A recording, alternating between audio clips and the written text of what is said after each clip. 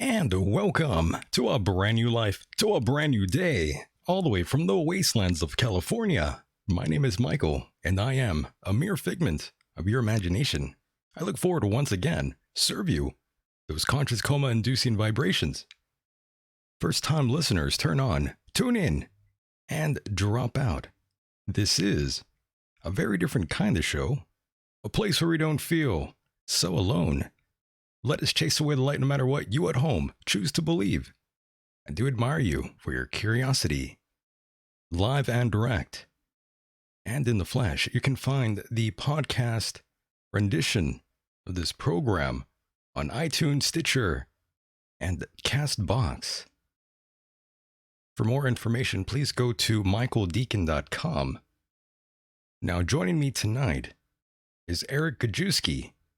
He is the founder and owner of Tradcat Night, the most followed and viewed traditional Catholic apostolate worldwide, specializing in the message of Fatima, prophecy, and end times. He has been featured on various Catholic and alternative news outlets. And of course, after the break, Marilyn Hughes joins us. She is the founder of the Out of Body Travel Foundation. In 2003, mission reduce spiritual and physical hunger worldwide. Marilyn has written 98 plus books, 40 magazines, and around 15 CDs on out of body travel and comparative religious mysticism. Thank you, ladies and gentlemen, for allowing me into your hearts and into your minds. Here we are again on a night like this. I hope you're doing well out there wherever you are. Thank you to those in America for supporting the program, and also those outside of America. I hope this message finds you. As always, we have business to attend to. Don't just sit back behind your keyboards and mobile devices. Put them to use. Let your voices be heard here tonight. That number is 760-332-8724. One more time, 760-332-8724. Now let's get down to brass tacks and bring Eric in now. Eric, are you well? I am well, sir. How are you? Fantastic. I'm doing pretty good here, and I'm glad you are joining us here tonight. So much has been going on around the world. People are in a mess mentally. I'm sure you would agree with that. Yeah, no doubt about it, Michael. Awful lot happening. From our perspective as Catholics, we kind of see the world through different lenses, as you know. And for those of you who are not familiar with my work, I run a very popular Catholic website called tradcatnight.org. We just passed our 1-year anniversary, and we're really kicking butt and taking names. Michael, I've been doing an awful lot of media appearances over the last few weeks. Did a couple big shows like Kev Baker, Richie Allen, a very popular show out in Europe. And we're just trying to expose all the atrocities that have been happening inside the church. But essentially, the Catholic Church has been taken over by Luciferians, by modernists, by Masons, by Marxists. So people today, if you're listening to this broadcast, certainly get over to my website and join us. I do some podcasting myself, but you're going to see very clearly how at the end of the day, you can't equate what's going on with the Vatican with Catholicism. It's not Catholics or the Catholic Church doing this to the world. These people aren't Catholic. Francis does not at all. I mean, we could give him a whole host of names and say he's this or that, but he's certainly not a Catholic. And many more people, by the way, Michael, are coming to the realization of that. There's a big feud amongst traditionalists as to who is actually the Pope. Many more people are beginning to see what I originally said. I was the first person to come out and say Francis was an anti-Pope. And I can't recall if I touched upon this in times past, Michael, in terms of how in church history there's been about 50 anti-popes, and anti-popes are just a reference to a false or an imposter pope, meaning he's not the real pope and he has no jurisdiction over the church, meaning what he says goes in one ear, out the other. Right. There are many more people coming to the realization to my thesis that he is an anti-pope and he's just to be ignored. and I think you're going to see that trend continue along. Amazing. And of course, you are open to phone calls, correct? Yeah, we can handle. Yeah, we can do phone calls. Yeah. Okay, yeah. Anytime any guest is on, I do want to make sure if they're comfortable with that. Sometimes some guests, they don't want to take any Well, phone calls. yeah, no, trust me. You know my work. I mean, I typically tend to draw in a lot of trolls, but yeah, Yes. if we get some trolls here tonight, well, I'll give them a good tongue lashing, and they'll probably hang up. So, I always like that. And of course, I have a tremendous respect for you. Of course, I don't agree with you 100% on everything. And of course, I don't agree with anyone walking this earth 100%. That's just not in my nature, and it shouldn't be in anyone's nature as well. I'm sure there's plenty of things you won't agree with me on as well as we go along here tonight. sure. Well, I mean, even in the traditional Catholic community, I've said this often. There's no two traditionalists who think alike. There's so many different topics to debate upon. I mean, you just do the best you can, present your points. If people choose not to follow what you say, you just kind of you just move along. I mean, what else are you going to do? I mean, I'm not Yeah, going to lose sleep over it. but But yeah, I mean, of yeah. course, Hmm. it's different. At me as a Catholic, as you know, the world today is very anti-Catholic. So It seems like uh, it. Yes, I'm sticking my neck out and we'll get trying into to that. answer things from a proper Catholic perspective, and trying to help people understand what the Church truly teaches, and that truly we are living in the end In times. the end That's times, my right? focus. Again, so if you're interested in that kind of stuff, end times prophecy, the apocalypse, the message of Fatima, which essentially is a rewrite of the apocalypse, and Planet X and all that stuff, I cover all that stuff at my website. So it's all there, and looking forward to tonight. Me too. And of course, I do respect that you're not fearful of being outspoken. You're a bit of a straight shooter, and that's always a fantastic trait to have. And of course, Eric, you've been here on the program before. I would just like you to sort of tell us a little bit more about your, I guess you could say, your upbringing and your earliest roots, Eric. Sure.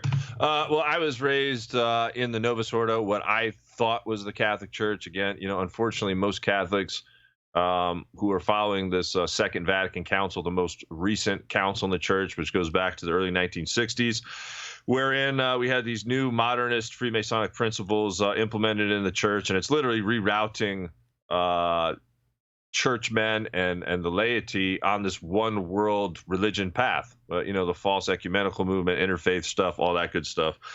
And so what I thought at the time was Catholicism, and only later to find out it wasn't. I was raised in that, and then I went through a period of time where I was chasing the almighty dollar. I Sure. graduated with an undergraduate degree in business, a master's degree in business. I was pretty successful in the business world. Lived kind of all over Chicago, Raleigh, to name a few places.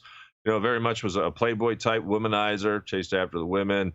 Partied, did all that good stuff, the American dream, so to speak. And from I guess taking a look back on it, Michael, it was really the saddest years of my life. I mean, it was so empty. It was just void of anything. Was there any specific reason why you were partying this hard, Eric? Well, I'll be honest with you.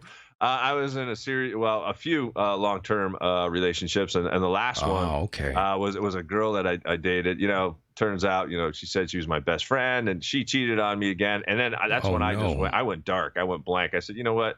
If a girl who pretends to be my best friend's going to do this, I'm just going to go out and just shut everything down. I'm going to go out, party. I'm going to drink. I'm going to do this or Yeah, that. It live your obviously wasn't life. the right thing to do. Right. But that's what I did. I went completely dark. I became a womanizer. I really had no feelings and emotions towards people in general, and especially women. And it was really through the my devotion to the Rosary and coming back to the Catholic faith that ultimately I gained respect again, just in general, for women, and having a true and proper understanding, and all that good stuff, and putting me back on course to where You need to be. I was able to see things Yes. clearly again. Life slowed down, and I got proper perspective again. And what about today, Eric? Is there any lucky ladies in your life? No, no, no, no, there isn't. But people ask me that all the time. And I'm open to really anything at this point. I mean, I do believe that I have a specific mission to fill for Jesus and the church. But if it comes along and there is a female that I feel I can kind of connect with, who kind of sees the world the same, would obviously have to hold similar religious views from a Catholic perspective. I'm But surprised, Eric. I'm surprised you're not dating. I mean, you do have that long hair going on.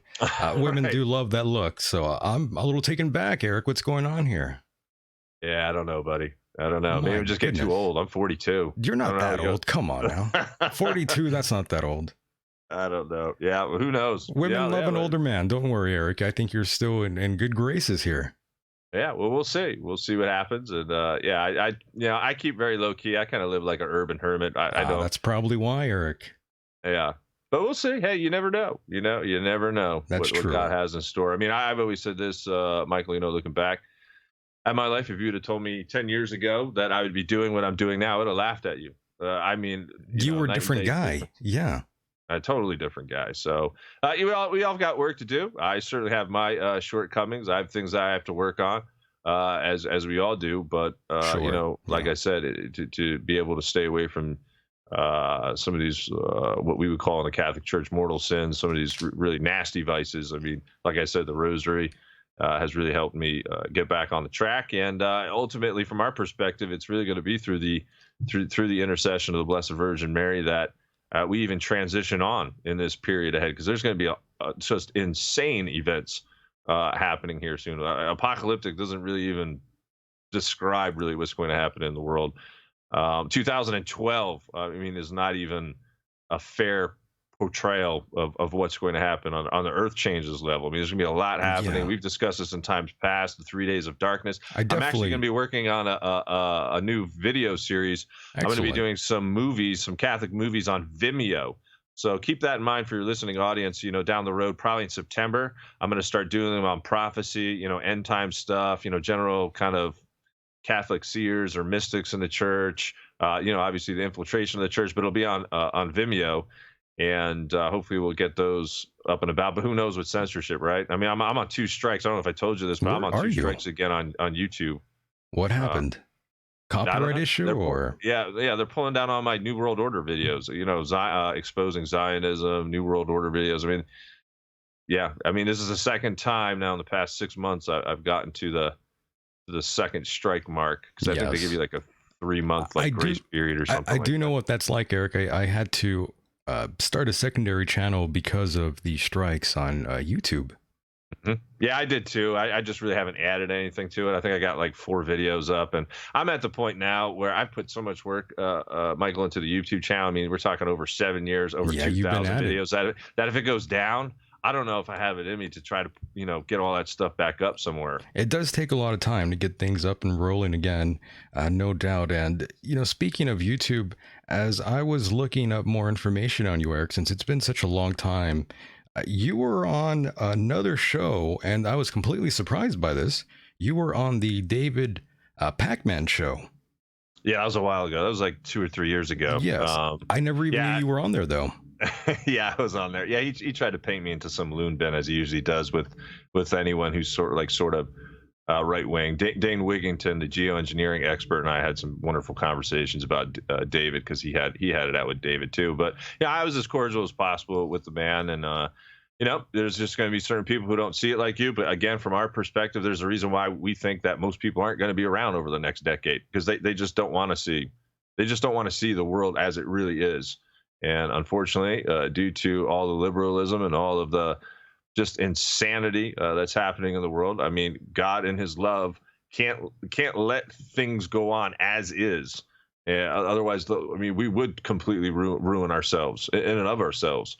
So He's got to step in and do something, and demonstrate to the world, like, hey, for the most part, the vast majority of the world is not moving in the right direction, and He needs to get people's attention. And what better way to have something like a Planet X system pass through and have crazy earth changes and have wars and epidemics and revolutions and economic collapses? Because then what happens, Michael? People turn back to God. That's the way it usually goes. If they don't get turned back to God there, then once they go to jail, that's when they'll turn back to God. Yeah. It's funny how that happens too. It's well said. Yeah, I mean, that's what I always tell people, as a part of your own spiritual life, to take time out, if you can, an hour a day. And, the apocalypse, we had John, who, by the way, his nickname, if you will, in Christian circles was the Eagle as well. It's kind of like the name that I fly by, too, at Tradcat Night, and the symbolism that we use. I see you've got it nicely posted up here on your YouTube. Right. But I always tell people, find an hour a day, get in silence and solitude, understand yourself, become more aware of yourself, your shortcomings, pray more, dialogue more, because this world it's just gonna fade away, and fade away very quickly in terms of there's just gonna be so many things happening at once. It's gonna be really hard for people to process. At a certain point in Catholic prophecy, Michael, it gets so dire where the Blessed Virgin Mary at Our Lady of Akita, which is an approved prophecy back in the early 1970s, she actually says that after this fire comes down from heaven, I know we discussed this in your show in times past, I say it's going to be something similar to that movie The Knowing with Nicolas Cage, where that kind of solar storm comes down, CME, and just roasts a good portion of the earth. It's actually in the Apocalypse 8:7. It's throughout Catholic prophecy. I'm just mentioning Akita, but it's elsewhere, Our Lady of Good Success. Blessed Sister Aiello talked about this fire coming from the heavens back in the 1950s. She was an Italian mystic. In any case, it's gonna be so bad that the Blessed Virgin Mary says that those who survive that chastisement are going to envy the dead. Now we're obviously talking about Catholics too. I mean, the people who survive that. I mean, that's a pretty harsh statement to say, but how do we put this? I mean, what else can God do at this point, given the way the world is turning? But then to kind of set the rod of correction out and say, hey, listen, you guys are on the wrong path. In order for humanity to come back, there needs to be sort of a regeneration. And in Christian symbolism, water and fire, symbolize baptism or a regeneration, if you will. And Yes. This is what's going to happen. There's going to be a purification of the earth. There's no better way of putting it. And Derek, let me just ask you this. What makes you hold on to your religious beliefs? In general, you mean just like with Catholicism? Yes. Well, in terms of, obviously there's all kinds of quote unquote religions out there. For me, it stems back from, from a Christian standpoint. And this goes back to my story too, Michael. There was a certain point during those dark days of years past where I didn't even believe in a God at a certain point. I had so many bad things happening to me all at once.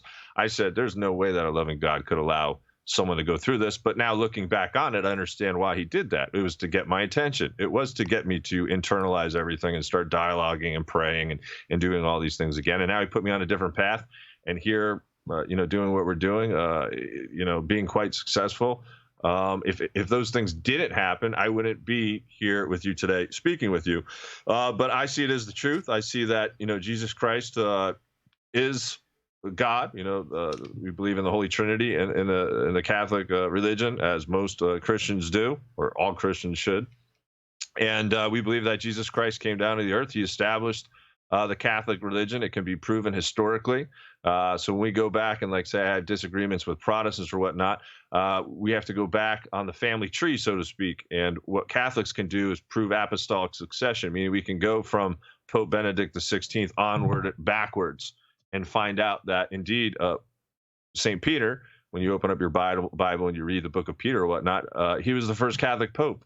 And he reigned from 32 AD to 67 AD. And the early writings of the apostles all indicate this, that they recognized him and his papal primacy, meaning he was the head of the church. Even St. Paul recognized this, for example, at the Council of Jerusalem back in the early church. The reason why that's important to understand is because there's a lot of Christians who say, well, I'm a part of the biblical church. I'm not a part of the Catholic Church. And I mean, oftentimes you get this stigma of, being paganistic, or, why do you believe in these certain doctrines? But all of those people have broken off from that original true church that Jesus Christ established that can be proven historically. So outside of that, I mean, I could sit here and do a whole show about my own kind of experiences with the Blessed Virgin Mary, or just the calling from Jesus or whatnot. But when you start talking about that, people start to kind of roll their eyes and stuff. So I'll spare your listeners that. But A lot just of to them reiterate, are, yeah, a lot of my listeners out there are almost anti Catholic with all the scandals and the rampant pedophilia that's going on with the church. It's left a lot of listeners and people in general just very skeptical about the Vatican and those that surround it. And I know you've talked about this before on previous programs and on my show as well. And you have a lot to say about that. You covered up pretty good there, Eric. And I don't mean that as in you're covering it up. I'm saying you cover the subject quite well. Well, that's just it. Yeah. That's what I prefaced this whole talk by saying is I get this all the time. Of course. From Protestants. Oh, I'll never be a Catholic. You see the corruption that's going on in the church, and you guys are pedophiles. I got news for you. I could go into my local Protestant churches today downtown, and guess what? There are worse sins happening there. Don't tell me that they're not, because there are. So that's not a basis for leaving the original church. Now, for people who question the Catholic Church, and it can be proven historically, I've just found, I'm just going to be point blank with you, I'm a straight shooter, the people who don't read the early writings of the early apostles that are outside of the Bible, meaning it's not just the Bible alone, which is the word of God. It's the earliest writings of the apostles. It's called tradition, big T tradition, in Scripture. And somewhere in the Second Thessalonians, it talks about Paul talking about holding on to those traditions that are taught oral and written. That's what we're talking about here. There were oral traditions, and there were written traditions outside of the Bible in the first 700-800 years that all indicate that there was one church. I mean, I'll give you just one example. St. Ignatius of Antioch, when he was refuting some early Protestants of his time, he has a famous quote. This was the year 100 AD, long before the supposed Protestant conception of, well, the Roman Catholic Church, or the Catholic Church started in the year 330 something with Constantine. No, it didn't. It started with Pope St. Peter when Jesus handed over the keys to Pope St. Peter's, and he said, upon this rock, I will build my church. What church? The Catholic Church, or the Universal Church. And again, proving apostolic succession. But in any case, he said, this is St. Ignatius speaking in Antioch. He said, where the bishop is, there also is Jesus Christ. Where Jesus Christ is, there also is this Catholic Church. That's in the earliest writings. That's in the year 100 AD. So an early reference to the Catholic Church being from Christ himself. Dare mention that to a Protestant. I remember mentioning on the Sarah Westall show, I think I did, because she was a Protestant. I mean, and she was actually trying to say that was like fake news. Ooh. And this is the kind of thing. This is why it's hard for me to debate with other Christians, because I just find they're just completely ignorant of history. They don't know history at all. Eric, it seems like I shouldn't say a majority, but some of these people that I have seen or heard interview you, Eric, it seems like they go in there with a sort of particular agenda. Mm-hmm. Yeah, no, she did for sure. Would you say that's fair to say? And I was very fair with Sarah, actually. You all can look up that interview, because quite honestly, I made her look really stupid on her own show, because she was trying to make me look stupid. And I had given her the benefit of doubt. I brought her on my podcast. I was very fair. Like, I wasn't attacking her because she was a Protestant or whatnot. I keep things very vanilla when I bring my non-Catholic guests on. I try to find common ground, sort of like what you're doing here.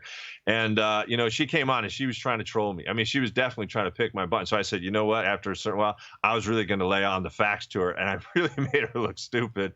And she just, she literally resorted to tactics like, everything you're saying is fake news. I was like, sweetie, this is all recorded in history.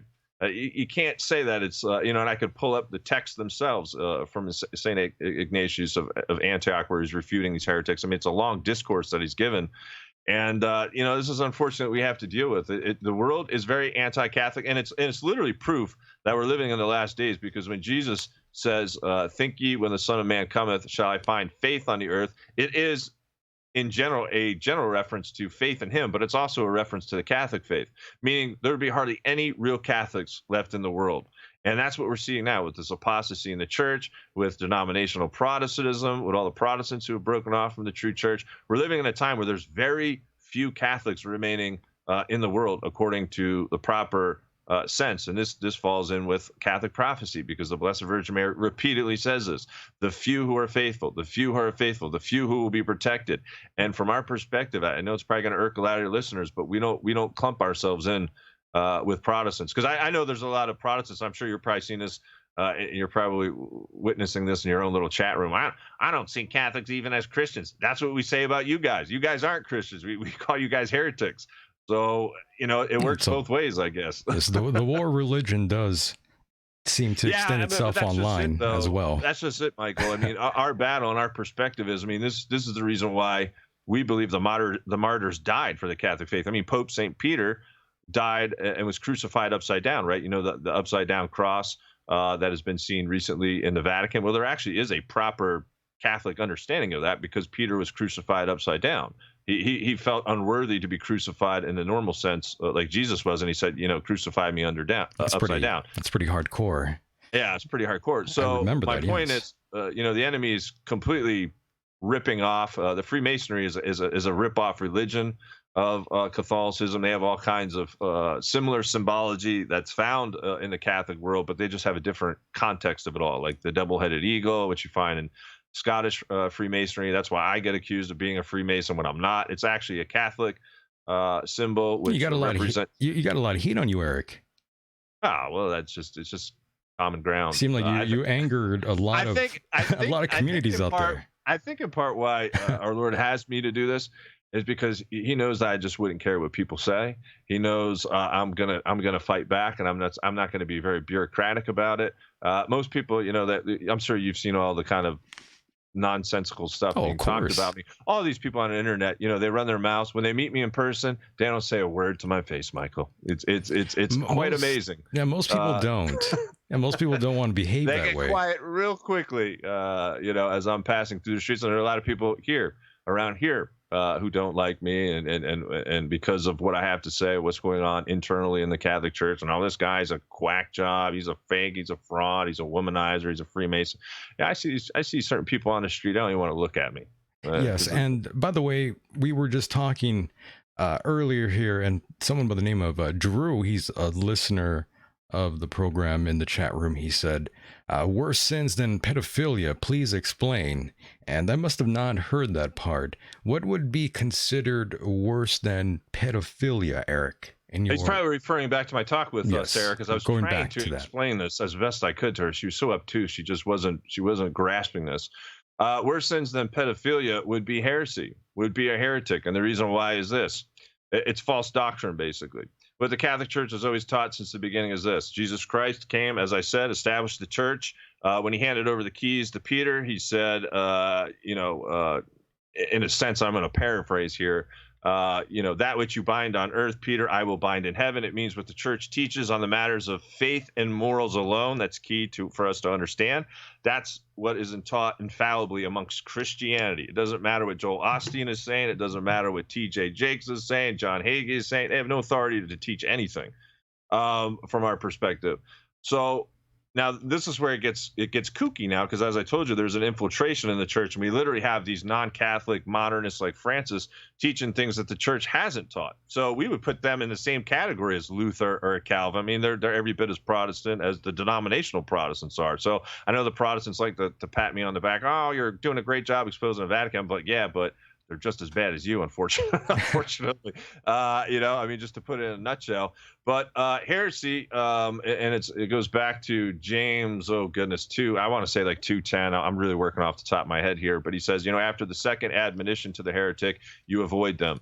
And so what Catholic teaching is when someone who teaches false doctrine, and they know what the church teaches, and they say, okay, no, that's not the truth. This is what I teach you. It literally throws themselves into a state of mortal sin. They're cut off by God. They no longer live in a state of sanctifying grace, and they cut themselves off from the church, literally take themselves outside the fold. That is worse than pedophilia, wherein you could have a Catholic priest who is still keeping the faith, right? I mean, he was, keeping the faith. I mean, but he was struggling with either sins of homosexuality, or God forbid, he was messing around with kids. According to what the church teaches, heresy is far worse than that. And of course, Protestants they'll always, not agree with that, and that's why they're Protestants. Hence the word protestant. What are they protesting? The Catholic Church, the original church. It's only logical. And so I always get a kick out of that when when Protestants literally think that, they are the church or they somehow can prove apostolic succession. I'm still waiting for them to prove that. So that's it in a nutshell with heresy. An awful lot of people, what I'm saying is an awful lot of people go to hell from a Catholic perspective on the basis of their false doctrine. So if you don't believe in purgatory, which is found in the original Catholic Bible that Protestants butchered, it's back in 2 Maccabees 2:4, I think, where it talks about how it's good and wholesome to pray for the dead, because there is a place called purgatory, and you reject that notion, you become a heretic. You put yourself outside the faith. So from a Catholic perspective, that's worse than being a pedophile. Oh my goodness. And so Sarah yes. I knew she could process it and understand it. She just didn't want to believe it. And that's what makes a Protestant a Protestant. Yeah, she was very combative with you. Oh, yeah. I mean, we went back and forth. And like I said, I think I'm fair with everyone. But once I know someone's trying to push my buttons, I just say this: the Eagles' talons come out, and you're not gonna out talk me. You're not gonna over talk me. And we're gonna, keep saying what the church has to believe in, because we're predominantly living in a Protestant world. I unfortunately have the unfortunate task of kind of going out to Americans and saying, listen, it's in Catholic prophecy that we're going to get it. We're going to get it something awful. It's in Catholic prophecy. Russia attacks us. And by the way, I have a lot of non-Catholic guests who agree with that, some of which are in the military, like John Moore or someone like a Joel Skousen, big names that I'm sure most of your listeners, have heard before. Joel even thinks we'll have a Russian EMP grid down kind of scenario happening soon. But on the basis that we are essentially a Masonic country, Protestantism, Zionism, you can argue in a loose sense we're sort of like another Babylon, and that's a whole other topic too, by the way, because Protestants go wrong there. They always equate the Catholic Church to the whore of Babylon. That is actually a reference, well, really on two levels, to this emerging one world religion or one world church of apostasy, which is not Catholic. This is why I'm saying you can't equate the Vatican to the Catholic faith at this point, because the people who are in charge, they've lost the faith, as Archbishop Lefebvre, a famous prelate who started this society called the SSPX way back in, many, many years ago. He's now deceased. But in any case, it's also a reference, the harlot is also a reference to not only fallen away Rome, not Catholic Rome, but fallen away Rome, because Rome is going to go full-blown paganistic from a Catholic perspective. And I got news for you on that front. We'll talk about the Amazon Synod later with Francis, because he's getting way off tracks. But it's also a reference to Jerusalem. Specifically, all the early apostles, the common opinion came to the realization that the Antichrist was going to rule from the third temple, which is what they're rebuilding right now. So Protestants most Protestants, not all Protestants, there's actually some decent Protestants like the guy over at True News and some others who are waking up to the whole Israel deception, because, biblical Israel is not the same thing as Rothschild puppet state of Israel that you see. But Jerusalem is going to be the New World Order capital. Okay, so it's not a reference at all to the Catholic Church. And again, this is what has happened over the years. Unfortunately, some people saw corruption in the church. They decided to break off from it, start their own church, and yet they had no authority to do so. So unfortunately, that's your dividing line there between Catholics and Protestants. Yes, and to clear up some of the anger that some folks do have with you, I just wanted to finish up this topic really quickly here now. You also managed to anger the flat earthers out there. Right. Yes, a few years back, I remember. Are you still getting emails from that group? Yeah, there was a group that they were actually there was a supposed traditionalist community affiliated with one of the bishops that we follow that somehow got on this track of the whole flat earth thing. And I encourage you all to go to Google, type in Robert Sungenis, Sungenis,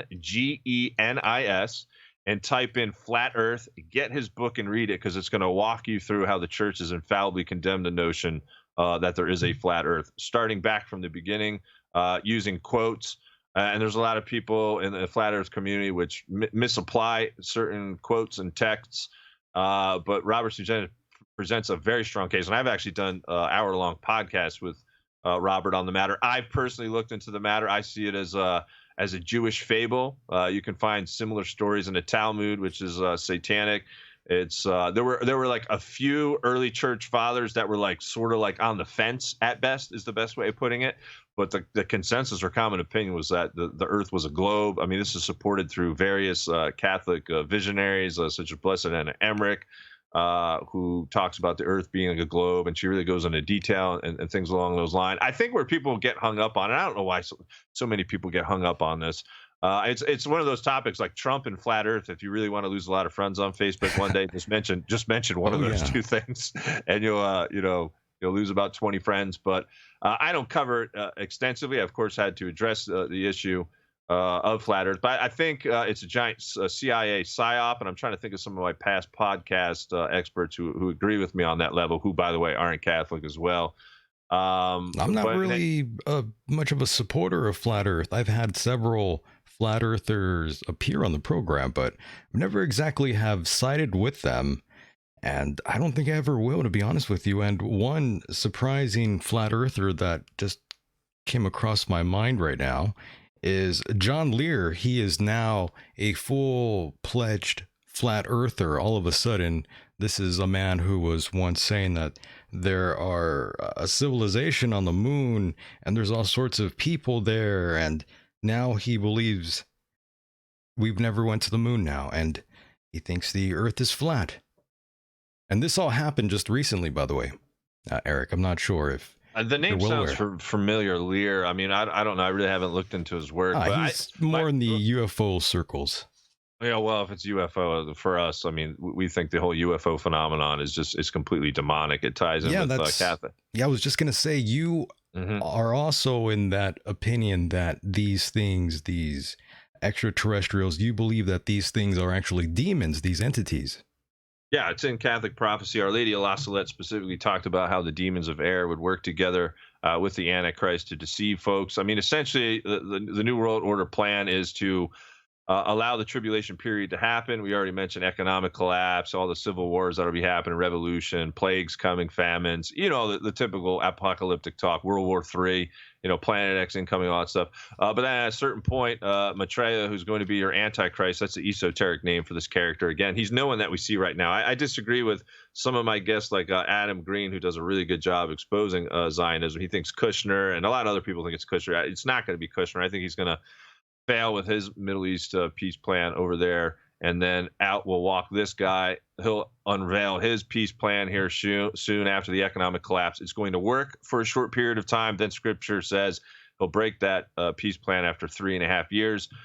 So the Antichrist, along with these demons of the air, along with what's called the ascended masters, who in my opinion are these fallen angels in the flesh, which are already here. And this is where it really goes above my pay grade. I told you we're walking into very Twilight Zone times. We definitely are.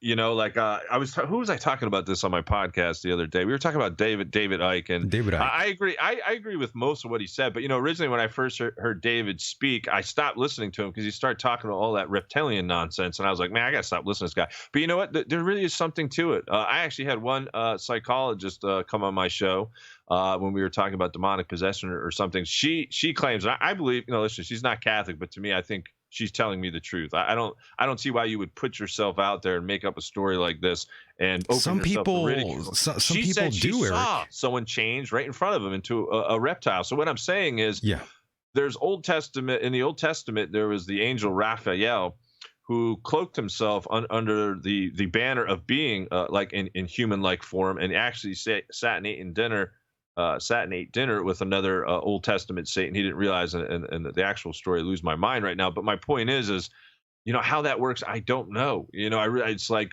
totally above my pay grade. All I know is that given all the demonic headlines that we see today, I was just going to mention that. Yes.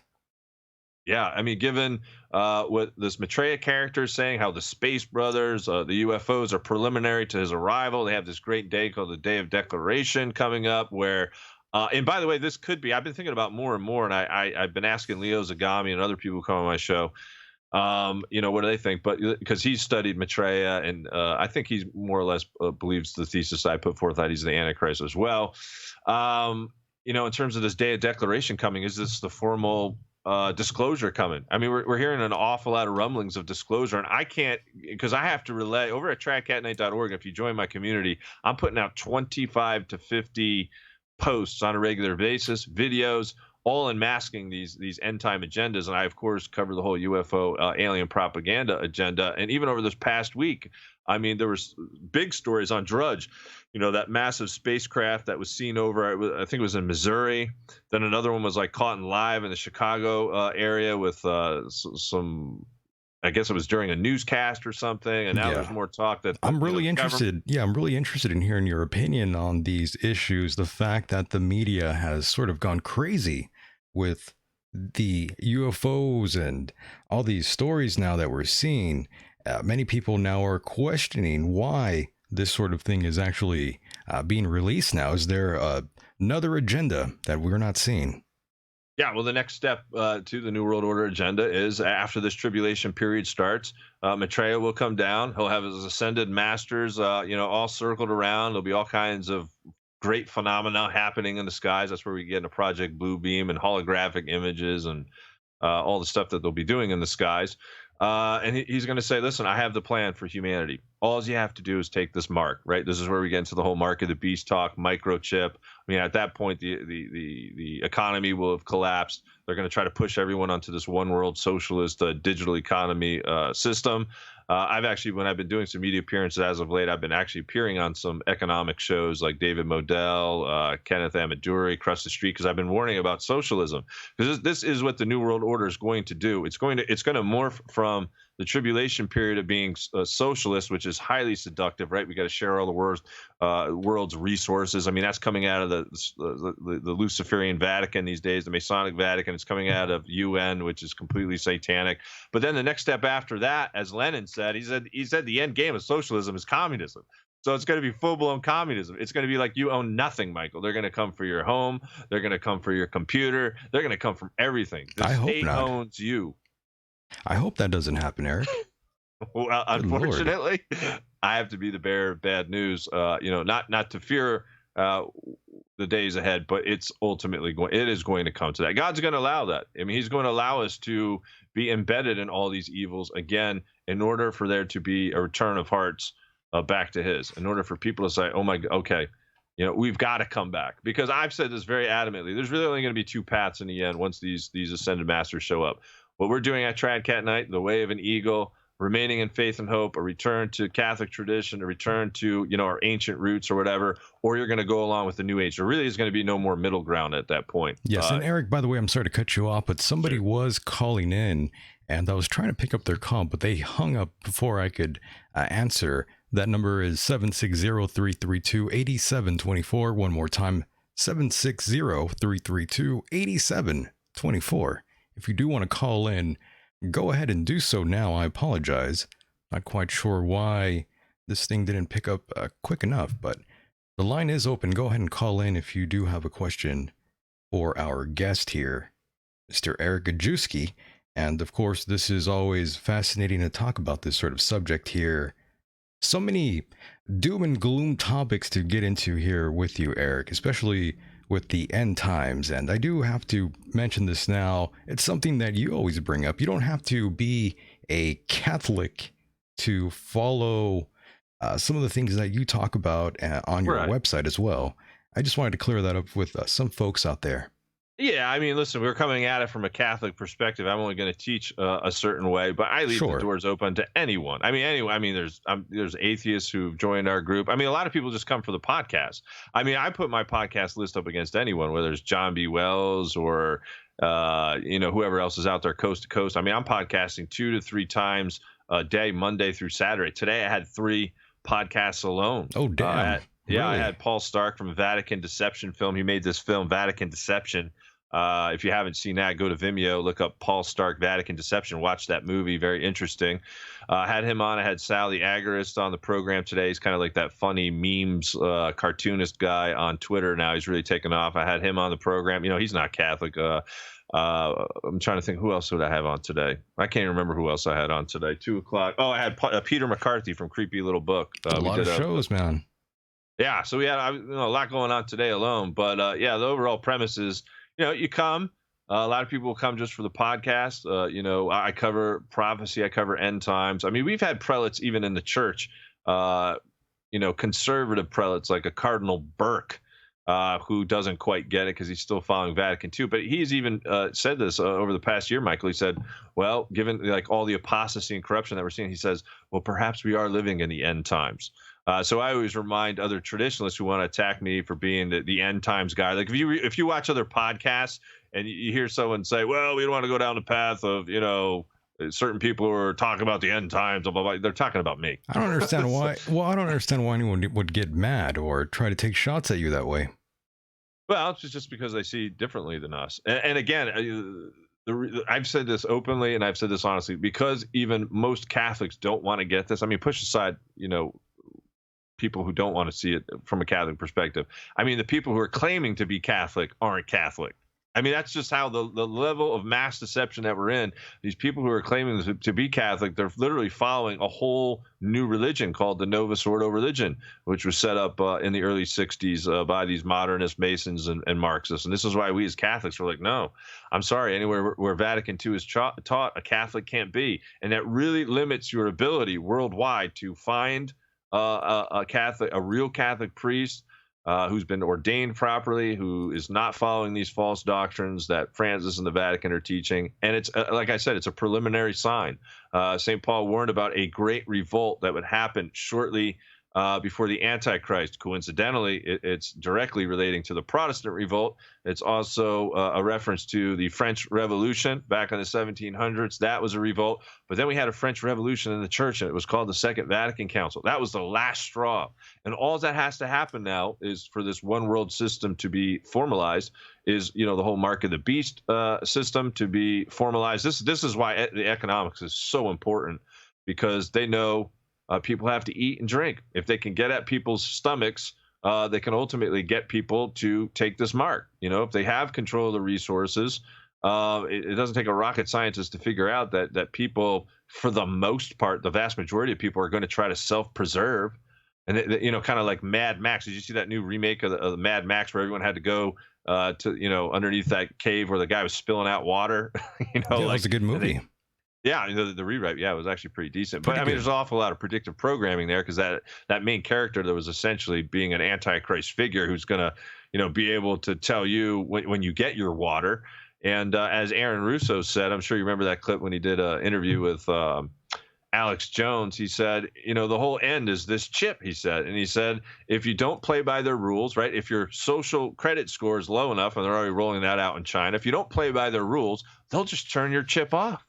So what I'm saying to people is this, and this is very interesting, because when I was on the Richie Allen show, and again, he's an atheist, and he actually was trying to bring a debate between atheism and Catholicism. I raised a few points that I think, really got him thinking on live air that day. Certain positions that he was holding to. I said, Richie, I know you're not dumb enough to fall for this guy when he comes. So when he does come, it's not only going to be Catholics and Christian, and other people who identify as Christians who don't take this mark. I mean, there's going to be atheists, agnostics. People are going to be like, who is this goober, calling himself, the savior of the world at a certain point. He's not going to say that, of course, in the beginning. He's got to get everyone warmed up to him. I'm the nice guy, the Mother Teresa type.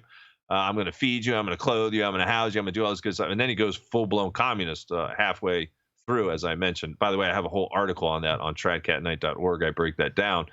But, yeah, I mean, this is the times we're living in. I mean, it's complete deception on every level. It truly is. And in terms of censorship, that has been something that's been plaguing everyone, really. I'm surprised that you still have any sort of platform to post your videos, Eric. Yeah, like I said, I'm on my last strike with YouTube. We'll wait and see what happens with that. They're pulling down WordPress websites. That's another thing I did want to mention here. I'm glad you said that. You've actually had people dedicate websites entirely on you, and just YouTube channels just tearing you apart, Eric. Oh, well, yeah, that's the people. Basically, what happened was this. Listen, I've done a whole article where I expound upon each individual website and apologists and why they hate me and why they say the things that I said. There originally was this group called the Diamond Brothers, who, by the way, are fake monks. They call themselves monks. They're not real monks. Yeah, well, they say that they're monks, but they're really not. They literally have no jurisdiction to be a monk. They actually were brought to court by one particular gentleman who literally gave them $1 million. He originally thought that these two goobers were monks, so he's like, oh, okay, I want to change my life around, I'm going to join these guys, only to find out they weren't monks. And he literally gave away everything, and it was like something like $1 million in assets. So he went and sued these two goobers, and they've been doing hit pieces on various Catholics. They did a hit piece on my former spiritual director, Father Paul Kramer. Just some of the verbiage they use, like Father Paul Kramer hates Jesus Christ. Man, it's literally like some of the titles of it. Like they're trying to stir the hornet's nest. So you know how I am, Michael. I'm very blunt. I'm very up forward.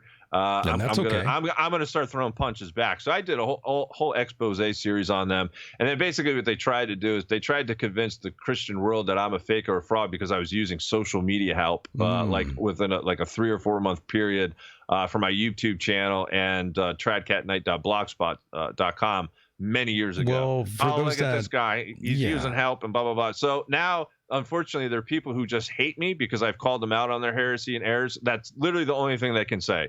Oh, you're a fake, you're a fraud. Well, I got news for you. You could go to my website today and see the official statistics on the page, and you're going to clear see that I don't just have 5 people following me. That's right. The entire SEO thing, that's what a lot of companies do. However, it's well, to me, it seems pretty standard. I'm sure others don't feel that way, but no, there are other Catholics who are using it, and they didn't get called out for it. But the reason why they did that, though, is because they don't like me, Michael. I call these two goobers out, and I've told them personally. I said, listen, you could run your mouth from a distance away. They're up in New York. I was like, you better pray I don't meet you, face to face, because you're not going to be as candid as you are, hundreds of miles away from it. They're not going to open their mouths to me. I guarantee you, and all their followers.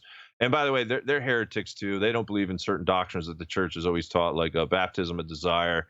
And then there's just other groups. It just depends, who's trying to fire back. I mean, there's all kinds of rumors. I'm a womanizer, I'm a Freemason, I'm this or that. So I put together for the people. Yeah, that one's popular. The Freemason one, that one's quite popular. The Freemason. Yes. I'm a Jew because I've got Gajewski. Because I have Gajewski. And I don't know if I told you the story. Gavin McInnes, the Zionist guy over there on Rebel Media. I don't know what Gavin. He's doing. Yes. Mm-hmm. Okay, well, he actually came on my podcast a few times, and apparently he didn't know our stance on Israel, and we're not Zionists. We don't follow that whole heretical scheme. I mean, that's really what it is. It's an erroneous interpretation from the last 100 years. As a matter of fact, when Herzl, the founder of Zionism, went to Pope St. Pius X, who's probably one of the greatest popes ever in the church, Pope St. Pius X told him to take a walk. He said, no, we don't support Zionism, and I don't want to get your channel viewed here or censored, so I'm going to be careful what I say, because you mentioned certain words and groups. That's very true. You'll get a strike, so I don't want to mention certain things, but I think you know where I'm going with that. I understand. Thank you for that. In any case, Gavin came on my show, and literally we're doing an interview, and like 5 minutes in, he starts going off. Well, I'm looking at your page now. You're anti-Zionist. So you don't like the who I'm referring to. I was like, well, it has nothing to do with me liking them or not liking them. We're just going to recant what the Catholic Church has to say about it. So and he starts getting what a smart ass he is. So he tried getting smart with me, and he found out real quickly that wasn't going to work, because I really gave him an earful. I think I still have the little, or at least some of the blurb up on. I would like to hear that, because I had no idea. Go to SoundCloud, check Trad Cat Night out if it's still up, because I was putting out some free stuff at that time, and it's like a short little 10-minute blurb, like an aspect of that talk. And he tried being a little smart with me. For a while now, I was hearing him over on Compound Media before he gave up that venue, because Compound Media is pretty much a dying company, in my opinion. Not much comedy going on there, but that's where he was. He was on this comedy network that's failing right now pretty badly, and unfortunately for them. But he has left and, of course, gone to, I believe, Rebel Media. Is that what you said? Well, he was with Rebel Media. Or is he with the Blaze? Is that what it's called? Yeah, the Blaze, Rebel Media, something like that. When you go there, you never hear about these guys anymore. Yeah, You never he heard their still is name no quite more. popular. I mean, there's a whole bunch of them. Laura Southern, Faith Goldie. Faith Goldie, I gave her an earful privately because she was, taking up the whole Zionist angle, and she was labeling herself as a traditional Catholic. And there was a private email, and I was listening, Faith, and I literally showed her what the Catholic Church taught, and she continued to go on with the whole Zionist spiel, and so I kind of ended that a talk back and forth because I was close to getting Faith on my show. And I don't know. In recent times, it seems like she's starting to kind of come around to that deception. And I I see. know you've had James Perloff on your show. I bring him on every month and we talk about I like Zionism. James. Yeah. Yeah, no, James he's is a good guy. He's Orthodox. Yeah, he's Orthodox, even though we don't agree on like the Orthodox are like the next closest thing to Catholicism from our perspective. Like they only disagree with us in a few different areas, like papal primacy and one other area that I can't think of off the top of my head. It's not, from our perspective, it's not quite as bad as Protestants. That's why our talks are very smooth, because we agree just about everything, 99% of things. So yeah, James is really good. He got that new book out, the on the New World Order. We did that talk last week. Getting his promo out for that. So Yeah, he's another guy. Venue. Yeah, he's another guy who's persona non grata on YouTube as well. Yeah, he's a really good guy, and I've definitely learned a lot from his work. I mean, he'll talk about the UFO agenda, and he agrees with us, or what I'm saying, with the apostasy in the church, and everything seems to be headed towards this. And by the way, the message of Fatima, the real third secret, which hasn't been revealed by the Masonic, Marxist, modernist Vatican, and it's not going to be released until after the fact. It is a reference to the apostasy in the church, which we're seeing now, but then ultimately this one world system under the biblical false prophet and the Antichrist. I mean, that's the end game in all this. Like, what I'm saying is it's going to get worse. The people who I keep running into in conservative circles who tell me, Trump's defeated the New World Order, this is over, there's a great revolution coming. By the way, revolution is only playing into the New World Order hands. Do you believe that Donald Trump is a Zionist? Oh, yeah. Yeah. Oh, yeah. He's got connections with various Jews. His main handler, by the way, was a 33rd degree Freemason, Norman Van Peel. I have all these kind of top anti-Zionist, how do I put it? Analysts. Like Adam Green from No More News. If you haven't checked out his work, yeah, is he still making videos? They haven't got rid of him yet. I don't know how he gets away with it. That's what I'm wondering. He has any strikes. I mean, he's doing really good over there. I just did a talk with him. If you go over to No More News, you'll see our talk from like 2 weeks or so ago that really got caused an awful lot of stir that everyone really enjoyed. You'll see the video interview there. It was really good. And we got through an awful lot. I think we did about an hour, about an hour and a half that day. And Adam is good stuff, because he also agrees that, that the Antichrist is close. Again, he thinks it may be Kushner. I think he's kind of pushed back. It's funny you say that, because I did have a guest on several months ago who said that Jared Kushner was the Antichrist. Yeah, he just doesn't, from our Catholic perspective, he doesn't fit the bill, because this biblical false prophet character, there's certain aspects to him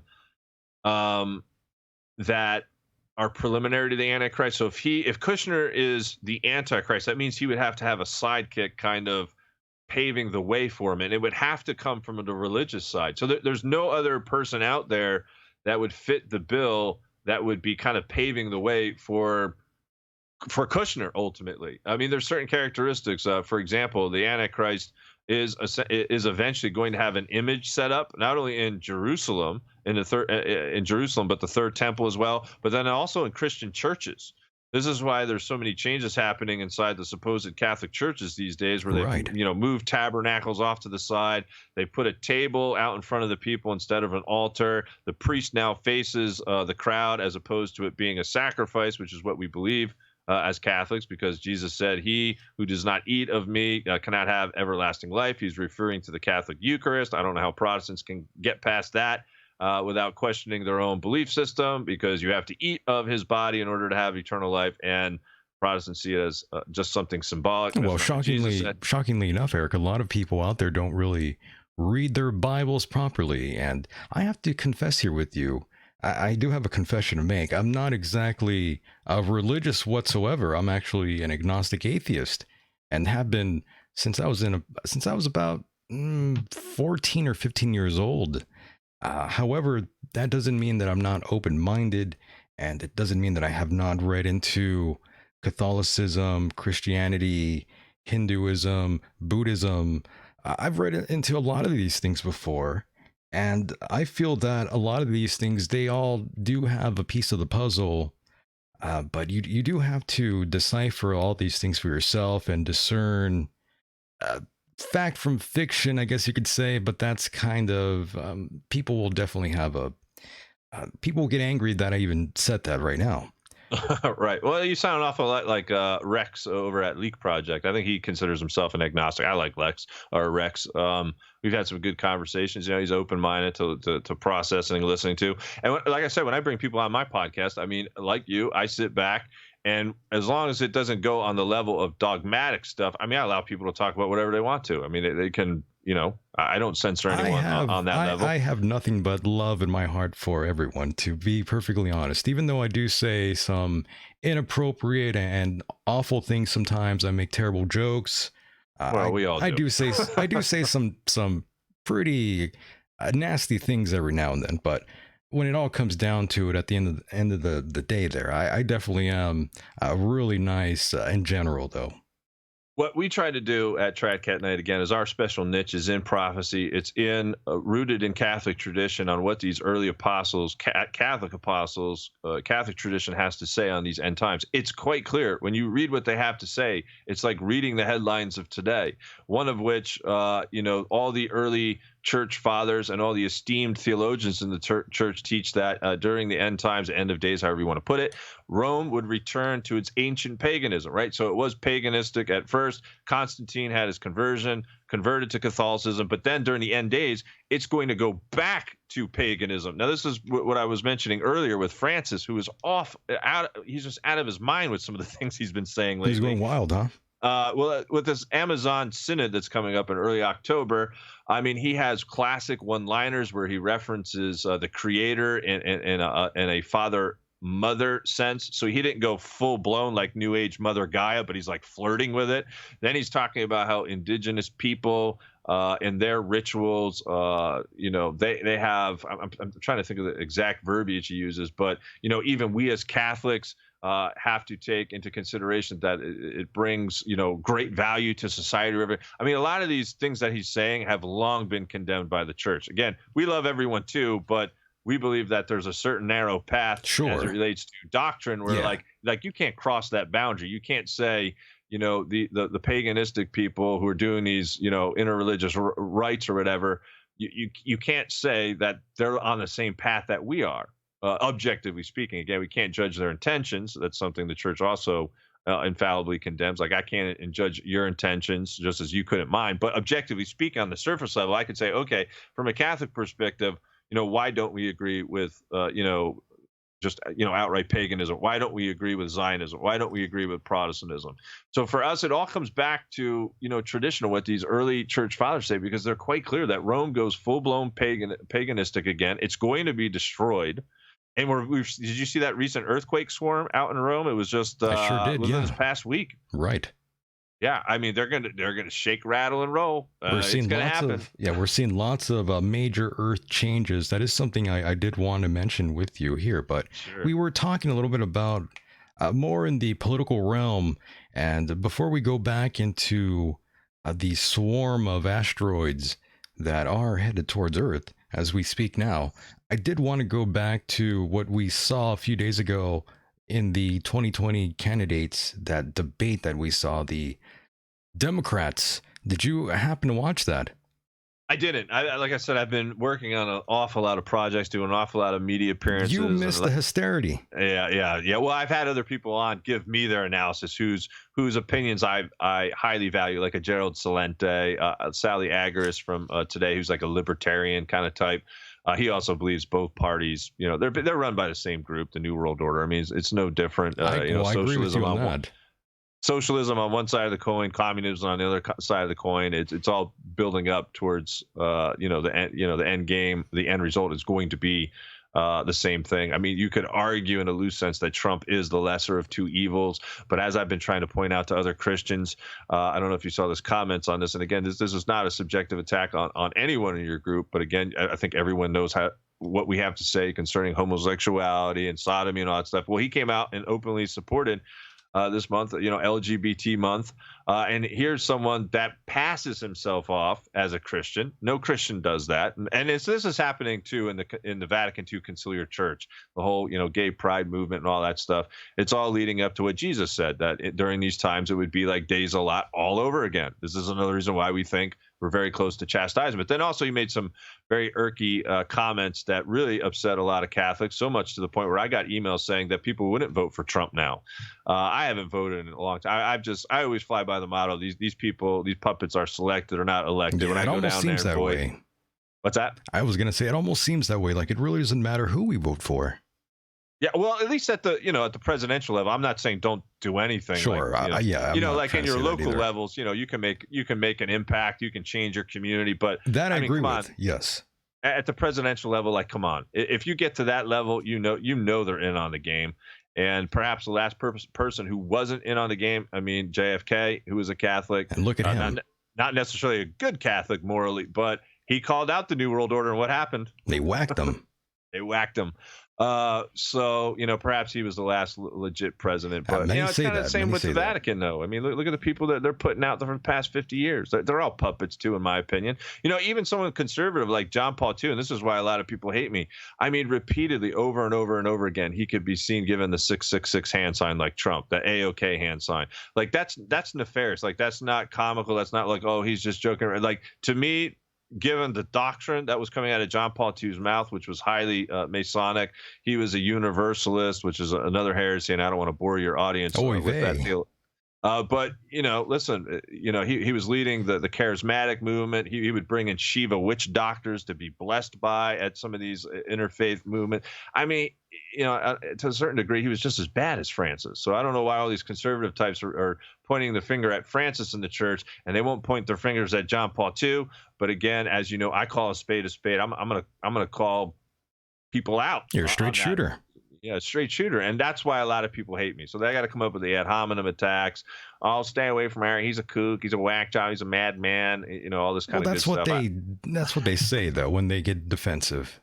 That's it. Yeah, ad hominem attacks, and they know. And like some of them, I've even offered them to come on my show. I said, hey, we'll come on the show. We'll do a highly intelligent debate. We'll push, and they don't want to do that. Oh, that would be fun. They don't want to do that because they know I've actually done that with certain Catholics, and they just hang up the phone on me because they know they're not going to get anywhere, and they kind of pout, and then they just hang up the phone, and that's it. So that's what they have to resort to. And people who are smart enough to kind of see through the line, they've joined my website. I've got a 99% renewal rate. I tried Cat Night, so people who sign up, they stay for the long term because they obviously enjoy the information and the podcast, and it's just a lot coming to you on a daily basis. And Eric, let me ask you this. Are you against gay marriage? Well, yeah, from a Christian perspective, yeah. And that would just be one of the signs of the times, whether it's that, whether it's abortion. Like for example, if this were truly a Christian country, Michael, there would obviously be what you just mentioned. There wouldn't be abortion. There wouldn't be all these illicit laws that we're now seeing popping up, which are like some of them, the Noahide laws, which are being passed. I'm not sure if you've seen this in South Carolina, Florida. They're now trying to pass legislation where if you even mention Israel in a negative context, or if you're trying to expose like certain aspects of the Holocaust or whatnot, you could be fined or thrown in jail. Yes. And what we're saying is, and your audience might not know this, but it is clear from Catholic tradition that the Antichrist is going to be a Jew. I know most people, that's anti-Semite and blah, blah, blah. Well, go argue with the early Catholic apostles who literally hung around Jesus. That's what they said. That's the oral tradition on the matter. So go take it up with them. I assure you don't know better than they do. And then, talking about Jerusalem and the whole New World Order. Yeah, I'm glad you brought that up. It's a very interesting thing to mention here on the program. Lots of people definitely subscribe to that theory as well. Yeah, well, a lot of people, think that the Antichrist would be Islamic. And there is, with this Maitreya character, it's sort of interesting because I think he's going to have more or less a connection with both. These certain crypto Jews like Erdogan that passes himself off as Islamic. He's That's really a right. Jew. I'm not sure if most people know that, but he's a crypto Jew, Erdogan. So a lot of these like top Islamic leaders, they're not even really Muslim or Islam. They're really crypto Jews in disguise. And I've covered this in times past. I don't think I've heard that term before. Crypto Jew. Yeah. You could go to maybe. Oh, I don't know if some of the videos still stand on YouTube. It's a censorship. But if you go to YouTube, you could just kind of type that in. Crypto Jews. You could even type in maybe like Khazarian Mafia, the Khazarians, because most of the people who migrated into the quote unquote Holy Land, and by the way, this is what's so diabolical about this. I mean, the people of Palestine were literally overrun by this mafia, and then they claim to be the chosen one, massacred people, pushed them out of their homelands, and now you got all these Christians saying, oh, well, Israel has a right to defend their land. Like, no, they don't. From a Catholic perspective, let me be plain and blunt with you concerning the group that you all know that I'm talking about. It's talked about, various popes have said this particular group of people deserve to wander until the end of time, until they convert for killing Jesus, which, by the way, it's in Scripture. If you don't believe me, go to 2 Thessalonians 2:14 through 16. It's quite clear what group was behind the killing of Jesus. Just remember, that group pushed the hands of Pontius Pilate. You remember that famous scene? I'm sure you've seen the movie The Passion of Christ. Which, oh, yes. Okay, well, that was based upon Blessed Anna Emmerich's visions, by the way, her revelations. She was a German mystic. Mel Gibson is a traditional Catholic. Like, he's a sedevacantist, very similar viewpoint as me, by the way. I'm not sure if you're aware of that. Hutton Gibson, his dad, is a very famous traditional Catholic. He appeared on Alex Jones' show quite often back in the day. I tried getting him on the show, but I think his health is really bad. Pontius Pilate wiped his hands clean because he knew there would be a revolt from that particular group. I'm not mentioning her name because I don't want this video to be taken down, because trust me, it will. But that's just the reality. And people mention that, oh, you're an anti-Semite. No, I'm just pointing out the reality. If you want to go and hide under the rug and whitewash that, then go and do it. Ultimately, this New World Order at the top of the snake's head comes from this particular group of people. There's all types of different sects working with them. There's different conspiratorial groups which are helping them achieve this New World Order in the end. But it's quite clear from Catholic tradition. Yes, he's going to be Jewish. He's going to come from the tribe of Dan specifically.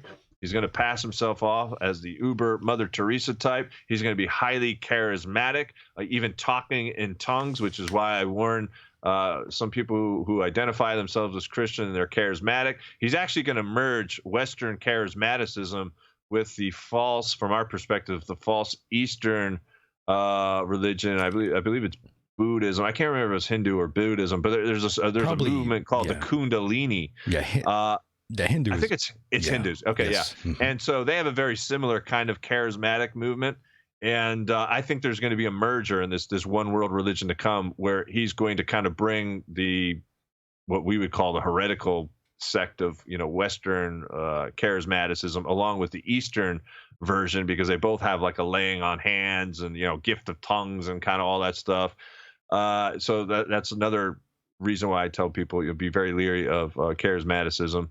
But in any case, I really get off track there. Yeah, it's okay. And Eric, do you also subscribe to the same notion that Father Malachi used to talk about when he said that we would see the Antichrist in our lifetime?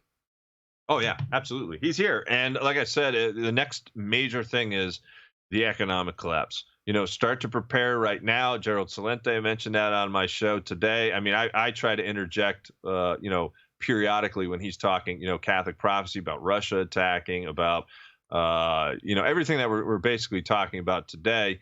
But it's quite clear, the headlines read that this is right around the corner. This isn't 3, 4, 5 decades away. You got to take into consideration, 5G, blockchain, the voice of God, Lucy wave system that they have set up, which eventually the Antichrist is going to speak through. He says he's going to speak to humanity on the day of declaration. You're going to hear him telepathically. So on that day after the economic collapse, when he's going to appear on United States TV, this is how it's going to be from my perspective. This is how you're going to know who this guy is. That's why I don't think it's Kushner either, because it's not going to be Kushner who shows up and does this. He'll be more Middle Easternish looking. I'm sure you've seen, the photos of Maitreya down there in, I think was it Nairobi or something? Sort of looks like Obama even, I guess. But who knows exactly what he's going to look like, but he's gonna look Middle Easternish. There's no doubt about it. Catholic tradition says he would be born in the land of Palestine, if I'm not mistaken. In any case, he's here. Economic collapse. Right after that happens, I think you'll see him probably within a few years. Worst case scenario, within a few years after the stock market reset, economic collapse, and that's when he's going to start pitching his wonderful socialism. And this is why I think very interesting. This is why I think personally, best case scenario is, and again, I'm not a big Trump fan, but I can understand why people vote for Trump to at least stave off the next stage of socialism, if you will. Well, I mean, Eric, just given the fact that what we saw this past week, I could just sum it up really quickly and tell you that these Democrats, they are not leaders, to be perfectly honest with you. I was not impressed by any of them, to be completely honest with you. And I'm not even a Trump supporter whatsoever. I'm not really a supporter of any president when it comes down to it at the end of the day. I'm not affiliated with any political party either. I'm completely independent. So that means I'll definitely go after anyone and after any network. It's not like I'm going to be on Fox News or on Fox or Red Eye at any time, so I'm not worried about that. These Democrats, however, they seem pretty far gone. They truly, in my opinion, they make Obama look like a Republican at times.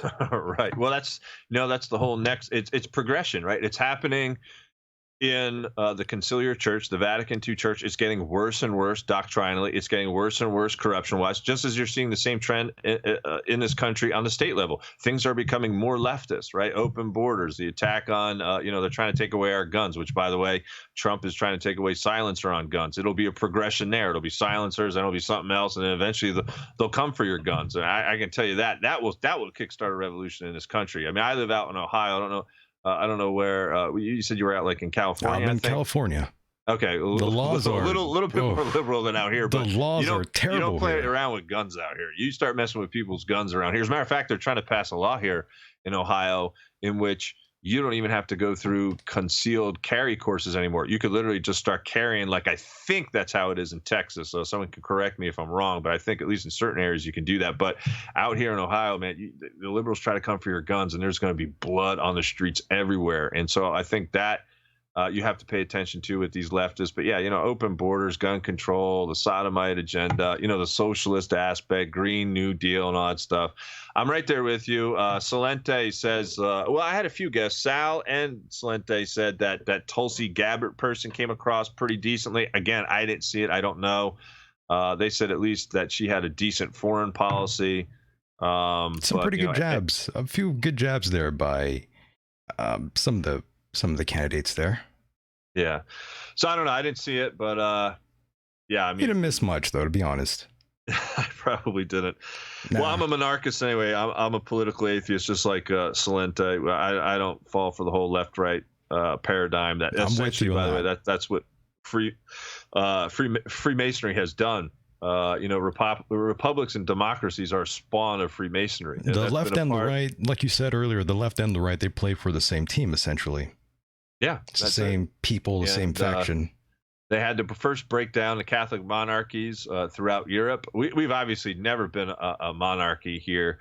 We've always been a quote-unquote republic. We've got Masonic principles in place, religious liberty, liberty of conscience, separation of church and state. I tried to point this out to Sarah Westall, who likes to think of herself as highly intelligent. I would argue otherwise. And I said, Sarah, do you not realize that what you are following in this country as principles are Luciferian? Those are Masonic principles. Those are not Christian principles, because she was trying to argue she was a Christian. I was trying to tell her she wasn't. Yes. Those are all, what's embedded as principles in this country. And if you don't believe me, go ahead and turn your dollar bill over and take a look at who this country is pledged to via the New World Order. You'll see that all seeing eye, the pyramid. Oh, of course. Novus Ordo Seclorum, folks. Of This course, country was never yes. Christian. Yeah, the whole thing of the program here, the logo is the all-seeing eye. It's just paying homage to what this country is. It's a Masonic republic. Shouldn't be no surprise to anybody. I mean, also, you can also actually find the triangle. I mean, the triangle in Catholic heraldry too. Sometimes some people will look at some older Catholic buildings and will say, "Oh, that's the all-seeing eye of the Masons." Well, not necessarily. If you look at some of the ancient, older kind of art, you'll notice the triangle being used as a reference to Father, Son, Holy Ghost, if that makes sense, for the Holy Trinity. Yes. So you got to be careful, sometimes with that. But like I said, yeah, Freemasonry has ripped off the Catholic religion, but it's going to happen, my good friend. So my message is get prepared now. Get your communities prepared. You don't have to run around like a chicken without your head. I've actually been trying to get this group of good Catholics out in Garden Grove, California. I'm not sure how far that is from you, but I've been telling them that you better get out of there. Not too far. Per Catholic prophecy, it's not safe to be on any coastline, and I've been trying to tell them to come out here to the Ohio Valley area, and I'm still working on them. But yeah, I mean, Cali. I grew up on the Jersey Shore. I've been trying to get some of my friends off of that coastline now for a while. It's not, with these earth changes coming. Like I said, 2012 doesn't accurately portray just how insane. I mean, it's going to get to so bad where certain prophecies, like Our Lady said to Blessed Aiello, she said whole countries would be swallowed up via these sinkholes. That whole sinkhole phenomenon, which you're seeing out in California and Florida and various other countries like Russia. I mean, they're like kind of swallowing up, maybe 2 or 3 houses, or swallowing up a parking lot. Can you imagine waking up and finding out like Cuba just got swallowed up? Like, where'd Cuba go? Yeah, that'd be crazy. And Yeah. another thing to get bad. Right, and another thing to worry about is the asteroid that does have a 1 in 1/7,000 chance of hitting Earth this fall. Yeah, of course, there's quite a few. There's quite a few inbound. There's another major one, I think, in 2029 that most people are leery of. There was just another one. I thought it was yesterday that passed by. It's really hard to keep track of these, but as the Planet X system gets closer, it's going to be kicking in all kinds of space debris. Now, I suggest to your audience, in the Old Testament, we all know how Sodom and Gomorrah perished, right? Fiery brimstone essentially falling from the sky, and most. Well, some, I'm not going to say most, but I know this has been published on Catholic websites, where essentially what happened was, meteorites were being kicked in during the times of Sodom, and they were exploding like lower to the ground. And this is how essentially people could be turned to pillars of salt, and how the Bible described them dying. It could happen all over again. I suggest to you, amazing, that when the Planet X system kicks in and you see all these liberal cities, pay attention, because this is where you're going to see an awful lot of meteorite activity, as God will be demonstrating. I'm not so happy. Are you predicting a Sodom and Gomorrah scenario in San Francisco? Is that what you're telling me here? Oh, absolutely. Amazing. San Fran's top 3 places not to be on my list. I did a whole list last year, top 15 places not to be. Yeah, San Fran is top 3 easy. It might even be my number 1, the LA San Fran area. I mean, the only other place I can think of that at this point would be worse would probably be the DC area, maybe the tri-state area, like New York City. Vegas is a pretty low, Vegas low pro too. Yeah, and especially Vegas. Well, not only with a potential false flag, and by the way, keep an eye on a potential false flag. We got ISIS now warning us, in retaliation for some of the stuff that's been happening geopolitically between the United States, Iran, and Iran saying, they'll fire back. But ISIS said specifically they might do something on July 4th. They got to do something to drag us into a major full-scale war, World War III. So don't be surprised if 4th of July has fireworks, and in a sense that we don't want it to be. Yes, and keep an eye on this date, by the way, Eric, for the asteroid. The one I'm referring to is called 2006 QV89, and apparently it's going to whiz by our planet September 9th. So definitely keep an eye on that date. You never know what's going to happen. Yeah, that's very interesting. I mean, it's in Catholic prophecy. It's in the Bible that we get hit by wormwood, which is going to be a meteor or an asteroid. It also is in Catholic prophecy. The great German mystic Saint Hildegard talked about how the great nation, which he's referring to America, I would say most people who analyze that text, her text, say they either argue it's America or Great Britain. I'd say most people at this point say it's America. In any case, it indicates this comet hitting the Earth. The great nation will be submerged on its coastlines. Then it will be divided down the middle. Now, if you've ever looked at one of the U.S. Navy maps that a lot of these Planet X researchers put out there, it's exactly the descriptor of St. Hildegard. Like when I mentioned this to John Moore, who comes on my program, who is a Navy kind of insider, and he saw these maps. I was like, John, do you not realize that what you're putting down on paper and what these other Planet X researchers are saying, this was spoken about centuries ago by the great German mystic St. Hildegard, where she accurately describes this country and the vast earth changes that are going to happen due to this comet alone hitting us. So it's going to be interesting times. People better be ready. Halfway through the year, Eric, we're almost done here in 2019. Yeah, that's it. Yeah. Good stuff, buddy. I appreciate coming on the show. Wait a minute, Eric. I needed to ask you one more thing. Sure, oh, my goodness. I couldn't let you go just yet. There's one more thing I did want to ask you, and it's more on the conspiratorial side of things here. And that goes back to Osama bin Laden. This is a little bit out of left field here, but I did want to ask you about this because I'm just curious what you think about this. And I've asked several people about this issue, and Fox News reported that Osama bin Laden had been killed way back in 2001, if I recall correctly. Yeah, about a decade earlier. Yeah. Yeah. And of course, knowing what we know now about media and how things work, I'm curious to maybe pick your brain a little and ask you if you think that whole thing was completely fabricated. Oh yeah, the whole photograph with Obama and Hillary Clinton inside that briefing room. Do you think all of that was fake? I haven't seen that one specifically, but I can tell you that what the mainstream media is putting out on 99% of the stuff that they're doing, it's all propaganda. It's all fake news. It's all to get you to think in a certain sense. There's even various aspects of the Holocaust that I think are completely fabricated. In my opinion, 6 million did not die. That was a prefabricated number that was developed actually decades before in advance. I don't personally believe, like Bishop Williamson does, that there was actually gas chambers there, as some revisionists say. I think that some of those were placed after the fact.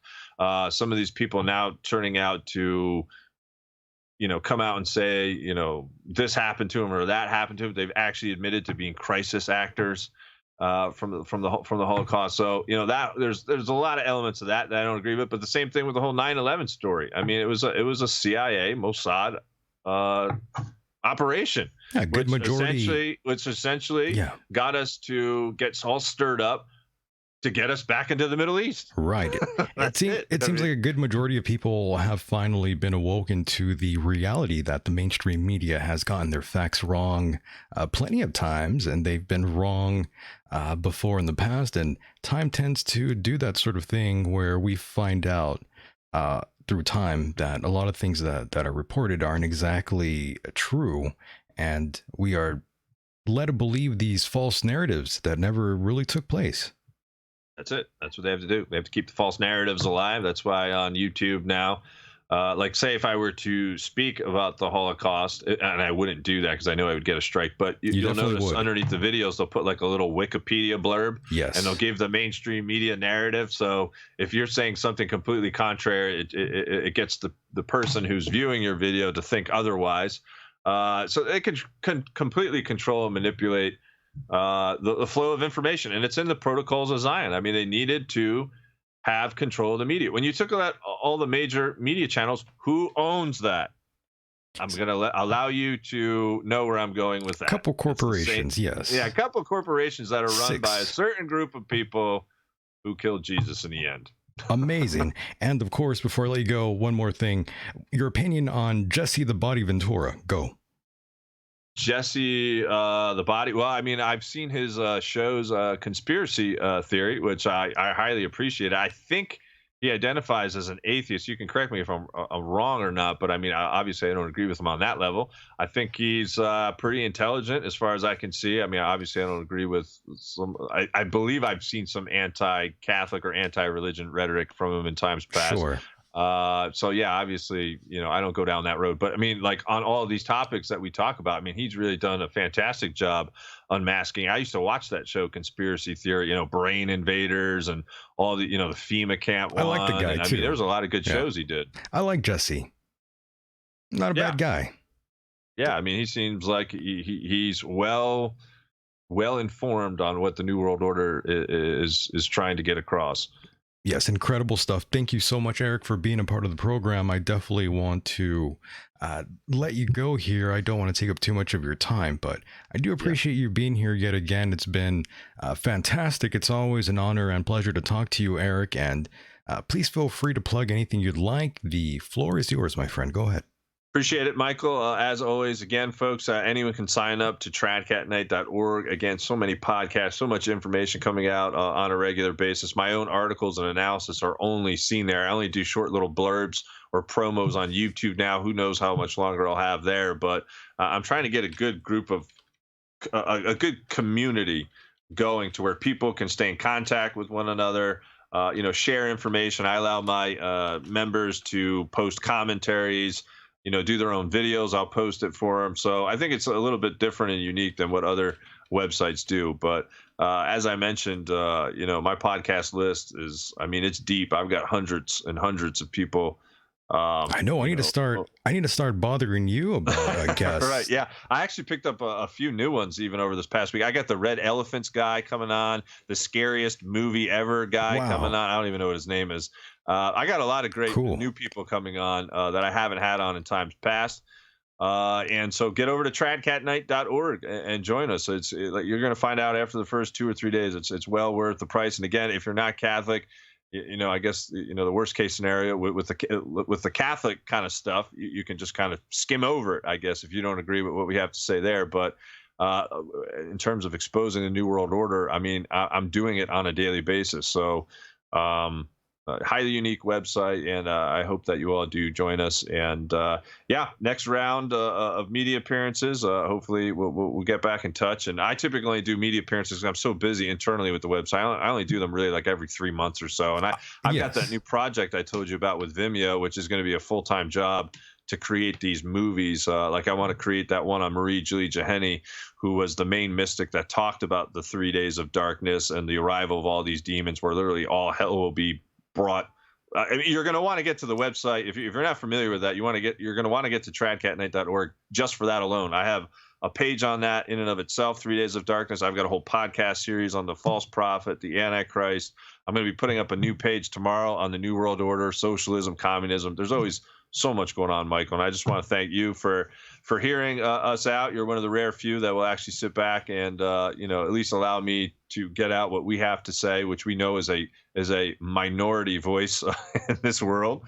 And so you're to be commended for that. No problem. Appreciate it. Yeah, no problem, my friend. Thank you so much for being here, and we'll do this again sometime, my friend. Okay. Take care now. Take care, Eric. Bye-bye. Bye. And there he goes, ladies and gentlemen. That was Mr. Eric Gajewski. Yes, great guest. I liked talking to him here on the program. And of course, we do have a second guest. So don't go anywhere. We will be right back. And when I return, Marilyn Hughes joins me here live and direct. Don't go anywhere, folks. Stay tuned.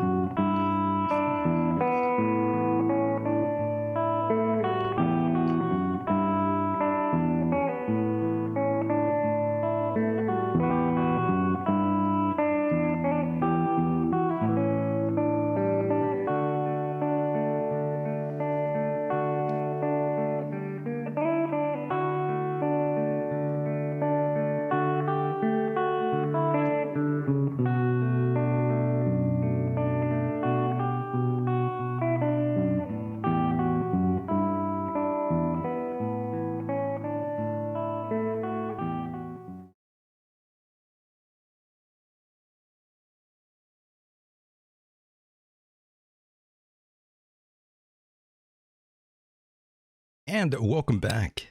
Boys and girls, I hope I didn't take too long there. I apologize if I did. How awful. Oy vey indeed. And of course, we will be joined by a second soul in a moment here. I believe she is ready. Let's see if she is ready. Maybe she was telling the truth. And Marilyn, are you there? I am. How are you, Michael? I'm fantastic. I can't complain. How's everything? How's everything going for you this evening? It's going great. How's your evening? So far, so good. Just my mouth is a little dry, though. That's the only bad part here. I can understand that problem, especially when you're going into your third hour. Oh my goodness. Seriously. So welcome to End of Days, the Michael Decon program. It's an honor to finally get a chance to talk to you, Marilyn. Oh, it's great to be talking to you too. Oh yes. Now this is the first time here on the program, or as I'd like to say, this is your first rodeo here. Yep, that's true. Yes. So Marilyn, I definitely want you to tell us about yourself. Give us a rundown on your background, Marilyn. Well, I am an out-of-body travel author. I've written over 90 books on out-of-body travel. I founded the Out-of-Body Travel Foundation in 2003, and you can find us online at outofbodytravel.org. All of our books, and I also have music CDs and some art and stuff is available for free download. And we also have a course of study for people who are interested in learning how to experience out of body travel. And also, in relation to your program, uh, I was featured in a documentary film called The Road to Armageddon, a spiritual documentary, and that is also available at the website. You can watch it there. It's also available on YouTube, Amazon Prime, and other places, I'm sure. Definitely. And tonight we will be discussing the out of body experience and how anyone can do this as well, and perhaps the impact it does have on someone's life. Okay. Yeah, most people, they say that having this sort of experience, it really does impact their life tremendously. It's a game changer to some, as they say. Oh, yes. If you follow the path in a structured way towards source, towards the universal knowledge that's available, it can completely change your life. Directs you towards your destiny here. You enter upon something I call the purification journey, which is truly um, really important to happen for us to fulfill what we're here on this earth to do. Yeah, I love that. I definitely want you to talk more about that. But before we even jump into that, I want to go even further back in time because you've had all these sort of strange experiences, even at a very young age, Marilyn. And I think you said something in your bio around the age of 9, if I recall. Oh yeah, when I had my first experience when I was 9 years old, How do you and remember that, though, Marilyn? I'm sorry to cut you off, but how on earth did you have that memory? oh, it was so powerful. It was one of those events in your life that you never forget. Ah, okay. It was just so powerful. I'll never forget it. Maybe I will if I get Alzheimer's, but Yes. but I've never forgotten it. I still remember it very clearly to this day. And I was lying in bed, coming out of a deep sleep, and the clouds just began to swirl. Like, I'm lying in a bedroom, but the heavens opened up. So the clouds were swirling. There was this beautiful marble staircase. Up at the top of the staircase were two thrones. On one throne was seated who I perceived as God the Father, and the other was God the Son. And on each side of the staircase were just hundreds of angels, all the way up the staircase. And so I was kind of beckoned to come forth. And I started going up the staircase, and I was shown a bunch of things that were going to happen in my life, in my childhood especially, and some things and challenges I would have to overcome. And that was intense, but they all did happen. And I was just shown that I would get through them and that they would serve a purpose and that there would come a point in my life where this was going to return to me and there was something that I would need to do with it. I had something that God wished for me to do. And my life changed that day. I remember waking up, told my mom about it. She thought I was nuts. I was just going to say, how did your mom take it? I'm sure you must have told a parent or someone. Well, my mother was, kind of, I'd say she was kind of an atheist, Mm. probably is where she was at. She was maybe agnostic. So, I learned very quickly that morning not to talk to her about those sorts of things. And, throughout her life, she never really adjusted to me having this gift. It always kind of bothered her because it was just something so out of her experience and her realm of belief too. And she never had that sort of experience herself, Marilyn. Is that what you're telling me? Oh yeah, no, she never had anything like that at all. Oh, Um, very different in terms of where we came from and where this led us. Was difficult for her, I think, because she didn't understand it, and sometimes we get hit with gifts or something that's just so out of someone's belief system or their realm of understanding that it just makes it really hard for them it, because it does. That's true. yes, and so what ended up happening was I learned very quickly that not to talk about that with my mom, Not to but talk to mom about that. Yeah. I loved my mom, I loved my mother, and but then when I was about 22 is when it came back, and I started having these spontaneous experiences. My husband at the time suggested I start journaling them because it seemed to be leading somewhere. So I did start journaling pretty much right away. And, now it's 32 years later, and I'm Still at it. uh, thousands of experiences in and, 90 some books in. And, I could never have imagined, it's interesting in St. Paul. He says, I cannot see nor hear what God has prepared. And that is so true. And in a way that is so inexplicable in the sense of, even when I had my first experiences, I could never have imagined where they would take me and what I would see in terms of the infinitesimal universe that lies beyond the physical realm. It's And pretty amazing. it is amazing. And Marilyn, what about your mother today? If she is still around, that is, how's your relationship with her? My relationship with her was pretty good. What we learned to just be different together. I understood that she didn't understand what I do, and we just enjoyed our relationship on other levels. She Other levels, passed okay. away about 2 years ago, Oh, and okay. ironically, it's interesting because shortly after her passing, what usually happens with people that I care about and know when they cross over, I get to see a little bit more of them because I help people with their afterlife journey. So I actually wrote quite a bit about my mother's afterlife journey in a book I wrote called The Limb of the Redemption.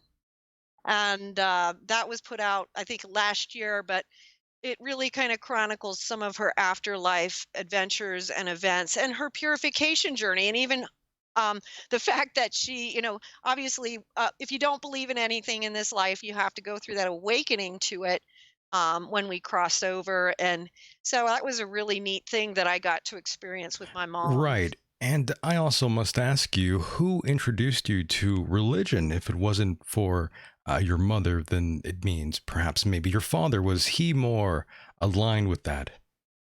Well, that's interesting you say that because, yeah, it was my father.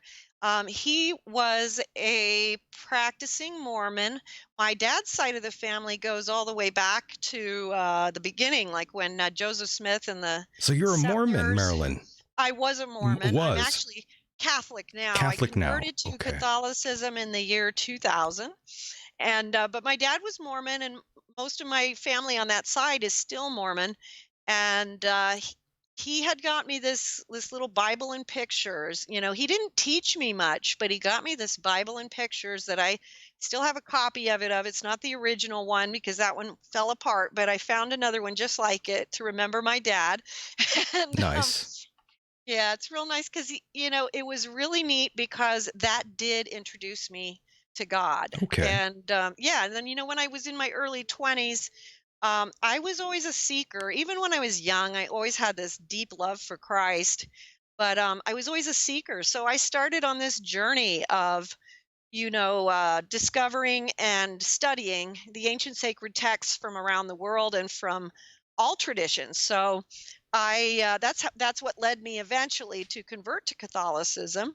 But I studied everything: Buddhism, Hinduism, Islam, Christianity. Yeah, you're definitely deep into religion. You've done your research, no doubt. You've spent a tremendous amount of time doing that.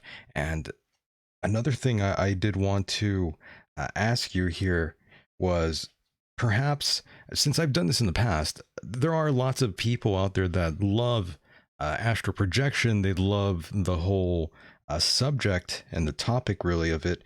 And I was hoping perhaps tonight you could teach us a few different methods that you've learned that will definitely help someone new at this. It seems like there are people out there that ask me pretty it's a pretty common question I get every now and then.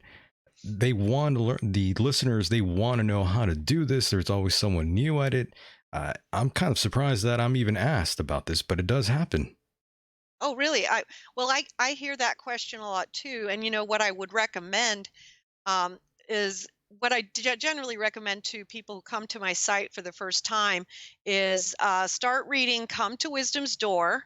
And there's also another book called The Mysteries of the Redemption, a treatise on out of body travel and mysticism. Come to Wisdom's Door is going to open you up to all the states of mind and the ways that you need to be viewing this journey, and get you prepared. And what happens is when people start reading the mysteries of the redemption, they generally, there's just a lot of people just start having experiences. And part of the reason for that is because it makes things possible in their mind. And that seems to instigate it. I know that when I wrote that book, I was told by the spiritual guardians who helped me write it that it was going to do that, and and it has proven to be the case. So I recommend that. We also have a course of study that people can follow, and that's got all kinds of really important things to learn about that will help direct your journey. I'd say one of the biggest and most important things that a lot of people do not talk about is the path of purification. Because we come in here, this is a mortal realm. I talk about this a lot, but this is like a purgatorial realm. It's a mortal realm. That means we're coming in here with elements of good and evil that need to be purified. That's what we're here to do. So if you're alive in this realm, you can already just assume that part of your journey here is purification of something within yourself that either you misunderstand about the true eternal nature of things, the true eternal nature of love, the true eternal nature of God, and or some type of habitual behavior that may be associated with vices. And it may be more than one, because most of us it is. And so when people turn that focus and they really click that in, you'd be so surprised when they just take some of these techniques and ideas from Come to Wisdom's Door. It happens very quickly. Understood. And going back to Mormonism for a moment here, Sure. I'm just curious. There's always been discussion on the special garment that one wears in the religion. I thought you could perhaps tell me a little bit more about that. Did you have to wear anything like that yourself? In the Mormon faith? Yes. Did you have to Um, wear any special garments? No, the only thing in the Mormon faith, you wear a white robe when you're getting baptized. The Mormon faith, my father is actually the one who baptized me, and they do full immersion. So you wear a white robe, um, that where you get a full immersion. Now, when I became Catholic, I was baptized in the Catholic faith because there's some question about, there's all the theological questions about which baptisms are valid and all that kind of thing. In the Mormon faith, no, you don't really wear anything unusual. You just, except for baptism, you do that. You know what I mean? Yeah, so no one's wearing special underwear, as they say. Well, you know what? Now that you bring that up, I think I've heard about that. I did not do anything like that. Nothing You like know, that from yourself. Okay. No, I think for what you might be referring to may be related to people when they are like further into like these temple mysteries that, we never went anywhere close to You that weren't because that. we were pretty Yeah. much not a Okay. devout family. I see. My Yeah, and so which is part of the reason, as I grew older, I was, starting that path of wanting to discover and seek, to find the truth, hopefully, that was the goal. Yes, understood. I just wanted to ask you about that. And Sure. yeah, and what exactly made you, I guess, leave Mormonism? Well, it was, ironically, I can even tell you about an experience I had, a mystical Sure. experience, Yeah. an out of body experience where I was told, that Mormonism only contained a portion of the truth. And I was looking to understand what God's truth was. When I started this journey, my prayer was, God, I want to know the truth, no matter what that is, and even if it contradicts what I might currently believe to be true.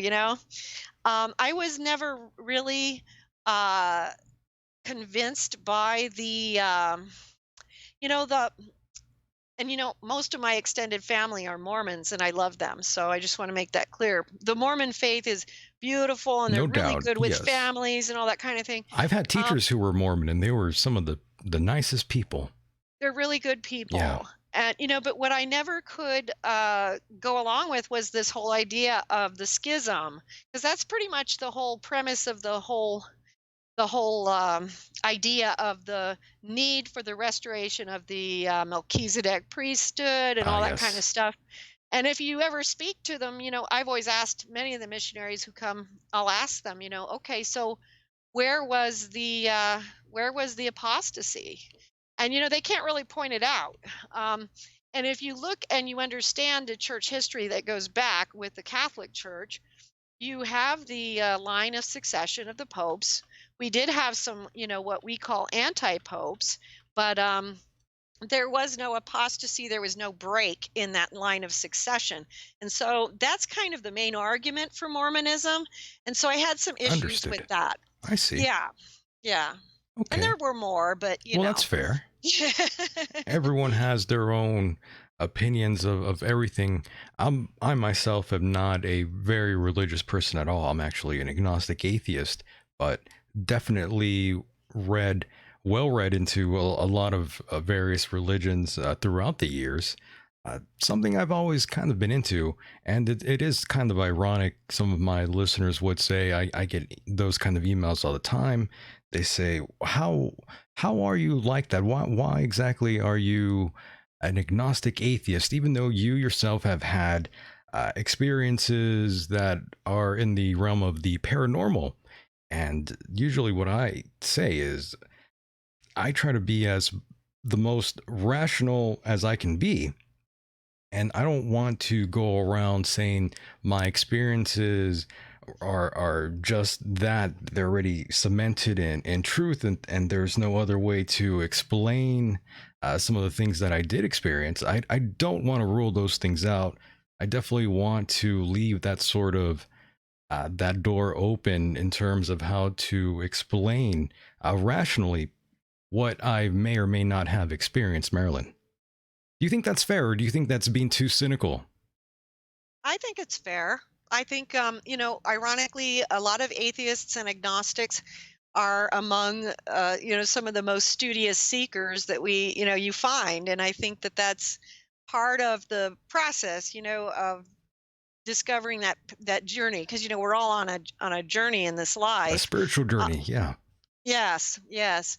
And so, in my experiences might be a little different than yours. I'm Sure. not familiar with the things that happen to you, but yeah, in my particular case, I was very studiously directed towards kind of a religious path where I was instructed to study the ancient sacred texts and look into the liturgies and the prayer books and all these writings of the mystics from throughout the ages and throughout the world. And I think that was partly just something that was particular to my own particular calling. You know what I mean? Yeah, understood. And what about Scientology?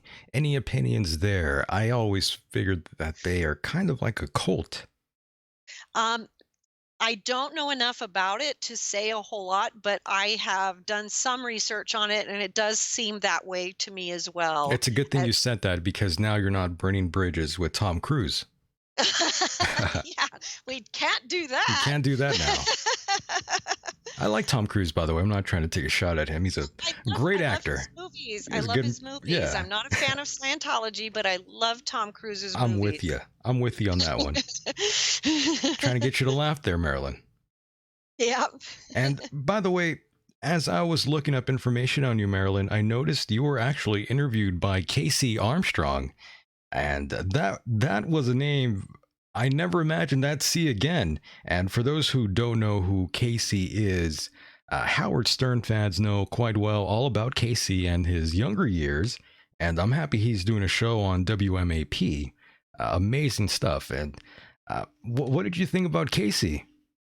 Casey seems like, I don't know that much about him. Just met him about a week and a half ago, via phone. And, to me, he seems like a person who's undergone a lot in his life. Oh And, yeah, I've written a lot of books about redemption, and it seems like he's on some kind of a redemption poor journey, and he Casey. wants to do positive things now. I Yeah. honestly, to be totally honest with you, I didn't know who You didn't know? Casey You didn't know? Armstrong was. Oh I my have never goodness. listened to the Howard Stern show in my life, so I Oh only my. found out who he was like a couple of days after I did the interview, and a few people pointed it out to me, and I was like, "Well, I never watched the Howard Stern show. I don't know."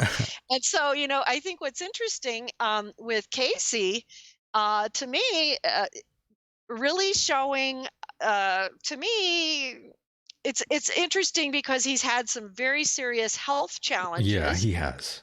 And, I went through a lot of that kind of thing in my life as well. And, the health challenges, one of the quotes from Buddhism that I really enjoy repeating is that illness, being a teacher of great piety, is not to be avoided. And, so I understand the journey that occurs when you are facing, mortality at a younger age. And it can be very spiritually transformative, and I think Casey's going on a deep journey. I And think so too. I yeah, think there's something and I going think on it's there. great. Yeah, it's great.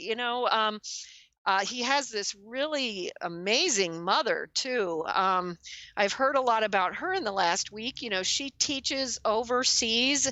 She teaches children in schools. She's been doing that her entire retirement, and she seems like just a really amazing woman. And so, he's surrounding himself now with a lot of positivity, and he wants to put some energy towards, the good things that are going on in the world. And I think that's fantastic. I agree with you on that one. I'm glad that he's doing a lot better than he was originally many years ago. He definitely had a battle with all sorts of things going on in his life, and now it seems like he's on a completely different path. I think that could be. And I am a firm believer in letting people evolve as their lives change and grow, because, none of us are the same. I'm 54 years old now, and not the same person I was when I was 22 by any Oh, of means. And I course think not. You gotta, most of us yeah. could say that. And, I really don't know that much about what he went through, but I know it was difficult, and I know he had some serious physical issues as a result. But that's kind of what the journey of life does for us. It provides us with these fertile opportunities to transform things into something greater, which is what we always talk about when we talk about God, which is that God always brings the positive out of everything, whether it's good, bad, or indifferent. And that is one of the things that I've definitely seen in my mystical journeys throughout the years, that um, God does that, with each one of us, because the reality is that we're all on this purification journey. Every single one of us has those things that maybe other people don't know about, but we may not even know about. But that's why the purification journey is just so important, because once we reorient our focus and we understand that that's what we're trying to do, it's like lighting a match. It just sets off the eternal vibrations, and things start happening, and you would be so surprised if I could tell you so many stories of people where just suddenly they're, the master or the guru is just coming to them. Right. One of my spiritual counseling clients just had the angels breathe into her the other night, and she was just in tears. We open up the door when we understand that that's why we're here. Yes, and And Marilyn, I'm sorry to cut you off there, Marilyn, but no you worries. are you open to take phone calls by any chance? Sure. Yeah. Okay, well, in case anybody wants to call in, that number is 760-332-8724. Don't be afraid. You can call in, let your voice be heard. 760-332-8724. Don't be afraid. Marilyn doesn't bite. Nope, I don't. I do sometimes, though. Just a little bit. Yeah. But yes, you are right about a lot of what you were talking about just now. And of course, I do want to turn your attention quickly here to astral projection. It seems Sure. like you are well versed in astral projection as well. And of course, remote viewing, which goes kind of hand to hand. Well, I would say that, I'm much more of a beginner in remote viewing. I just recently completed some of my training in that, but out of body travel I've been doing for over 30 years. And when people talk about astral projection, one thing I just like to point out: when you're speaking of the astral realm, you're speaking of the fourth realm, which overlaps the third. So, if you're going to be just really picky about the words, astral travel and astral projection really refers to fourth realm travel. One of the reasons I use out of body travel is because, in my own experience, we're traveling multidimensionally into an Yes. infinite number of spheres and realms. And so that just makes it a little more clear. But yeah, the journey is vast, and it seems like God is reaching out right now to a lot of people that have seen, just really touching people with these types of experiences and bringing them into that continuum, the getting into that journey of purification. It's happening, you know. Yes, and what about those people out there who say astral projection is sinister and something that is selfish? Oh, well, I've never heard people say it's selfish. I've heard that people don't, think it's not a good thing. Um, I think they're well, referring to the voyeurism aspect of it. oh, There okay. you, I know that's a bit of a curveball for you. No, it's not. It's just that, I'm laughing because when we're talking about out of body travel, this is a really common misconception. A lot of people do think about it as like a parlor trick or something, kind of like you're pulling out a Ouija board and, oh, I'm going to go look in on you in your bathroom, and Yes, and that yes, is not yes. at all what it That's what is. I'm referring to. Some folks, they think that. Yeah. And for those folks out there who are looking at it that way, that is not what it is at all. There are people that will pursue it that way. And for those who are pursuing it that way, I would just suggest that you take a deeper look, Some because people are creepy. You never underestimate some folks out there and what lengths they'll go. well, that's true. That's always a possibility.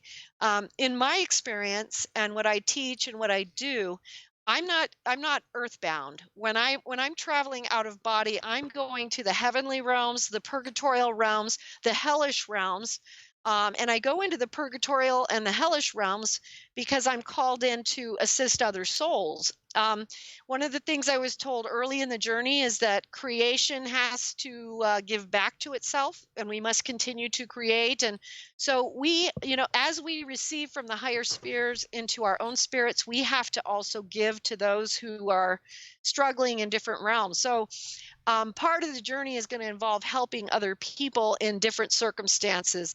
Most of the time when I'm traveling, I'm going to be traveling into heavenly spheres, or I'm going to be going into purgatorial realms where I'm going to be shown things I need to know about certain people to help them out. I'm going to go into the psychic management realms, which is where things are being formed in thoughts and in deeds and things like that before they hit the ground, which is where sometimes people are called to alter things before they hit the ground so that something doesn't go awry. Marilyn, I'm sorry to cut you off, but we do have a caller. Sure. A caller, you are live on the air. What's going on? Hi, Mike. Hey, how are you? Hi. Doing well. Perfect. And what is the guest name again? I'm sorry. Marilyn. I'm so sorry. Hi, Oh, no Marilyn. worries. Hi. Nice to talk to you. You too. What's your I name? apologize.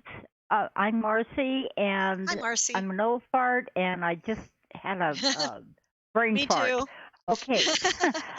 You were talking about out-of-body experiences in your early life, and the first time I remember having an out-of-body experience, I guess I was a baby. I was maybe 2, 3, 4 years old, no, 3 years old-ish.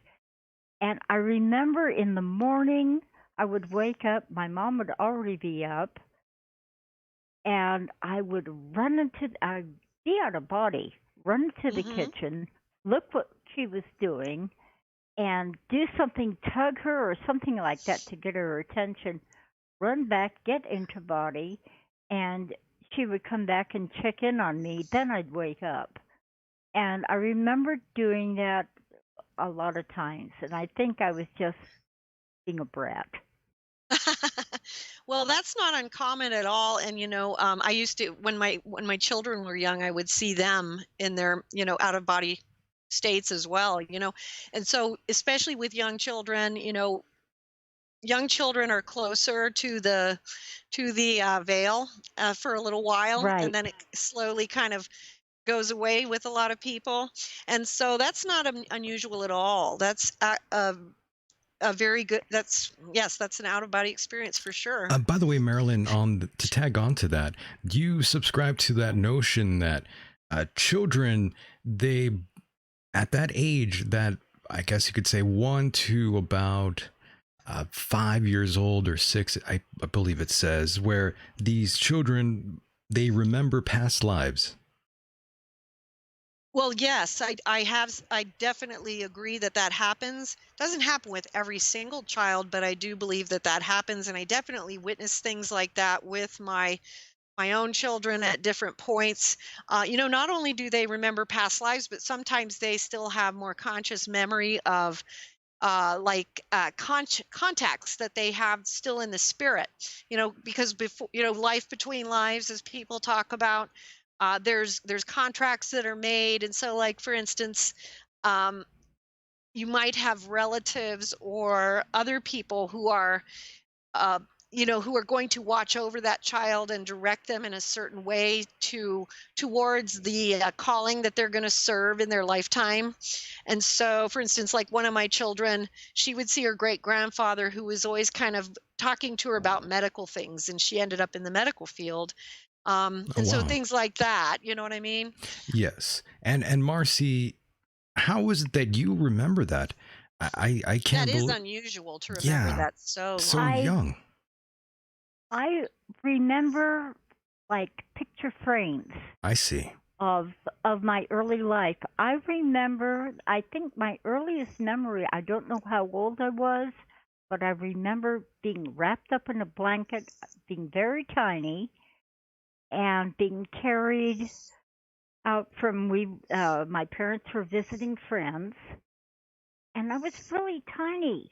I mean, I was in this little tiny baby blanket, and there was a bottle, and I just remember being carried out the door, and that was it. But I have these flashbacks to extremely early age, but nothing I could tag an age onto except I was very little. My father passed away when I was 4-ish. Ah, I didn't know that. Yeah, And that's early. Yeah. But there's some memories I have where he's in it, and I have a lot of memories of very, very early childhood, and some of them are before we as humans are supposed to start uh, recording memories, if you know what I mean. Yeah. There's a few people And that have had that that I've heard about, but it is a little bit unusual. Not something you see every day, you know? well, some of it I can take advantage of. Some of it is still confusing. Yeah. Yeah. Going back, And I was Michael, to your Yes. question too about you know, for people who think it's sinister, you know, the out of body travel that I experience, you know, first of all, I've, you know, studied a great deal of mystical theology, which is a, you know, an area of study mostly in the Catholic Church, but it's also, you know, mystical theology is worldwide. It's in every religion. You know, you use the biblical discernment from the Book of John, and you utilize. There's a lot of education for those who read my books. You're going to learn a lot about spiritual warfare, a lot about protecting yourself, and a lot about following this path towards the holy good for your soul. And so I can understand why people might feel that way, but we do a lot of there's a lot that goes into this that is, it's not just, we don't just play around with it, so to speak. Sure. Yes. Does that make sense? Yes, and I definitely want to ask you a little bit further about the whole protection thing. But before we do, Marcy, Yes. I do Yes, want to. I do. Yeah, go if you have another question, No. definitely go ahead. I do, but you go first. I was just gonna say I was just gonna say thank you so much for calling in. I wasn't kicking you off just yet, but I was just saying I just wanted to say thank you so much for calling in. I haven't heard your voice in so long. Well, you're welcome. I haven't heard yours either, and I miss you, man. We all missed you. Lots of people in the chat room have been wondering, where is Star? Well, I'm here. Let's just say I was on a savant. Yeah, you were on hiatus. Exactly. No worries. Go ahead. I want to put forth a theory of mine. Sure. That right now we are in an unusual, not unusual, I'm sorry. We are in a time of change that is historic. I mean, it's the kind of change that happens. You were right the first time, though, Star. It is unusual, too. Every gazillion thousands of years, okay? Right. Anyway, well, at least in very long times. But I think we are right now going through changes and getting into. Oh shoot! I had this written down too, Brat. But we are. It's not so much separating, but going into different realities. It's like when a cell. It's like when a baby cell. Okay, the egg is starting to divide and redivide to become the being. Like when after the sperm hits the egg, the cell starts dividing and dividing and multiplying and so on and so forth.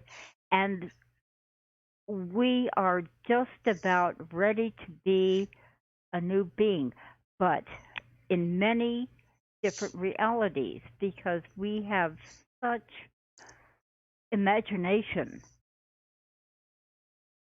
that there is more than one reality waiting for all of us.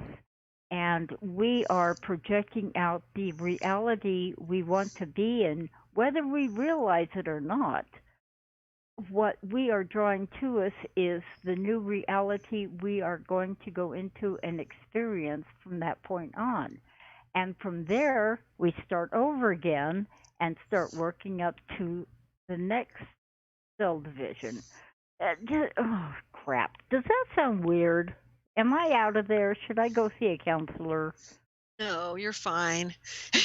What I would say to that is, ironically, throughout the 90s, I had a lot of prophetic experiences with my out-of-body travel, and a lot of it had to do with what was coming, with the 9/11 and everything that's happened subsequently.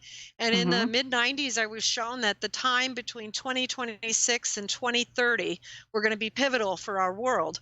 And I was also shown exactly what you just said, the two Earths, and how we're all going to be vibrating to the one that we're most compatible to at some point in this juncture. And yeah, there will be activities and events in the world in the next 10 to 15 years that will determine, because we are making a determination as to whether or not the human race will vibrate to a higher level of frequency, or if we're going to go backwards. And there is a lot of energy coming in trying to push us backwards into a lot of darkness and evil and things that we want to stay away from, the war type things. But there is this chance that we have to bring in a celestial victory, so to speak, and raise humanity to a higher standard. And that would change our whole reality, not just in the sense of our world would be completely different, but we would also be looking at, an intergalactic kind of civilization at that time if we are to pull this off. So what you're saying doesn't sound nutty at all to me. It sounds exactly like what I've been shown for the last 20, 30 years. Oh, we're seeing it in society as well. Yes. We're seeing this shift in consciousness, no doubt. Society is a reflection of what humanity is doing. Yes. And it's becoming, everything is getting so not static, but ecstatic, very energized. And it's like challenging what is going to be rising, what needs to be. Times are changing, and of course, Star and Marilyn, we are definitely halfway through 2019, and how fast this year is going by is pretty remarkable. Yes, it has gone very fast. Go ahead, Marcy. I just hope I get to stick around long enough to see the at the finish line. I mean, at the result, and a little bit on where it's going, because I don't have that much time left. I mean, I'm old. I'm an old fart. You'll get to see it either way. Whether you're here or there, you're going to see it. So. Yeah, but I can cheer from up there or in here, and I kind of want to be with the group to cheer before I go cheer from upstairs. Marcy, you think you're checking out soon? Oh hell, I hope not. I'm not planning on it. Well, you have to keep in mind, Paul Hellyer. He's about 99 now, probably, and he's still going strong. Oh, well, hell, if I get that much, then I'm good to go. I think you can make it. I think you can, too. Okay, and, I'm going to say something, and it's going to, oh, man, I'm going to kick my ass for it. Are you going to say something naughty? I'm in my 70s. You're not that old. Anytime I say you're not that old, I always think of Paul Hellyer. That's who I compare everyone to. Remember, you're not that old. 70 is the new 50, okay? That's right. You got it, girl. That's right. And I don't You know- feel any more than 29. After I reached 29, I said, "That's him, Slim. I'm there," and that's where it stayed. Well, we are working towards what could be a new birth point for the Earth. And I was told by a being named Yameth Simith, like in the early 2000s, that the goal was for us to fulfill the function of our survival. And for those of us who will be there when that happens, we will have. It will be so necessary for us to be prepared to rebuild a society that is based on spiritual values. And that's part of the reason the purification journey is so important for all of us now, because we have to be prepared to be the warriors of the light as these times come upon us. And we also have to be prepared to build up now, but also build up then, depending on whatever happens, whatever comes to pass here in these coming times. So we want to fulfill that function of our survival and remember that it can be a birth point, and that's what we're shooting for. But this is a true turning point. This means that it could either go forward or it can go backwards, and so it could go backwards. And so that's why so many of us need to rise up in prayer and rise up in moving towards becoming more and more spiritually energized, where we become capable of altering reality in this realm and in other spheres, because that's how we're going to do it.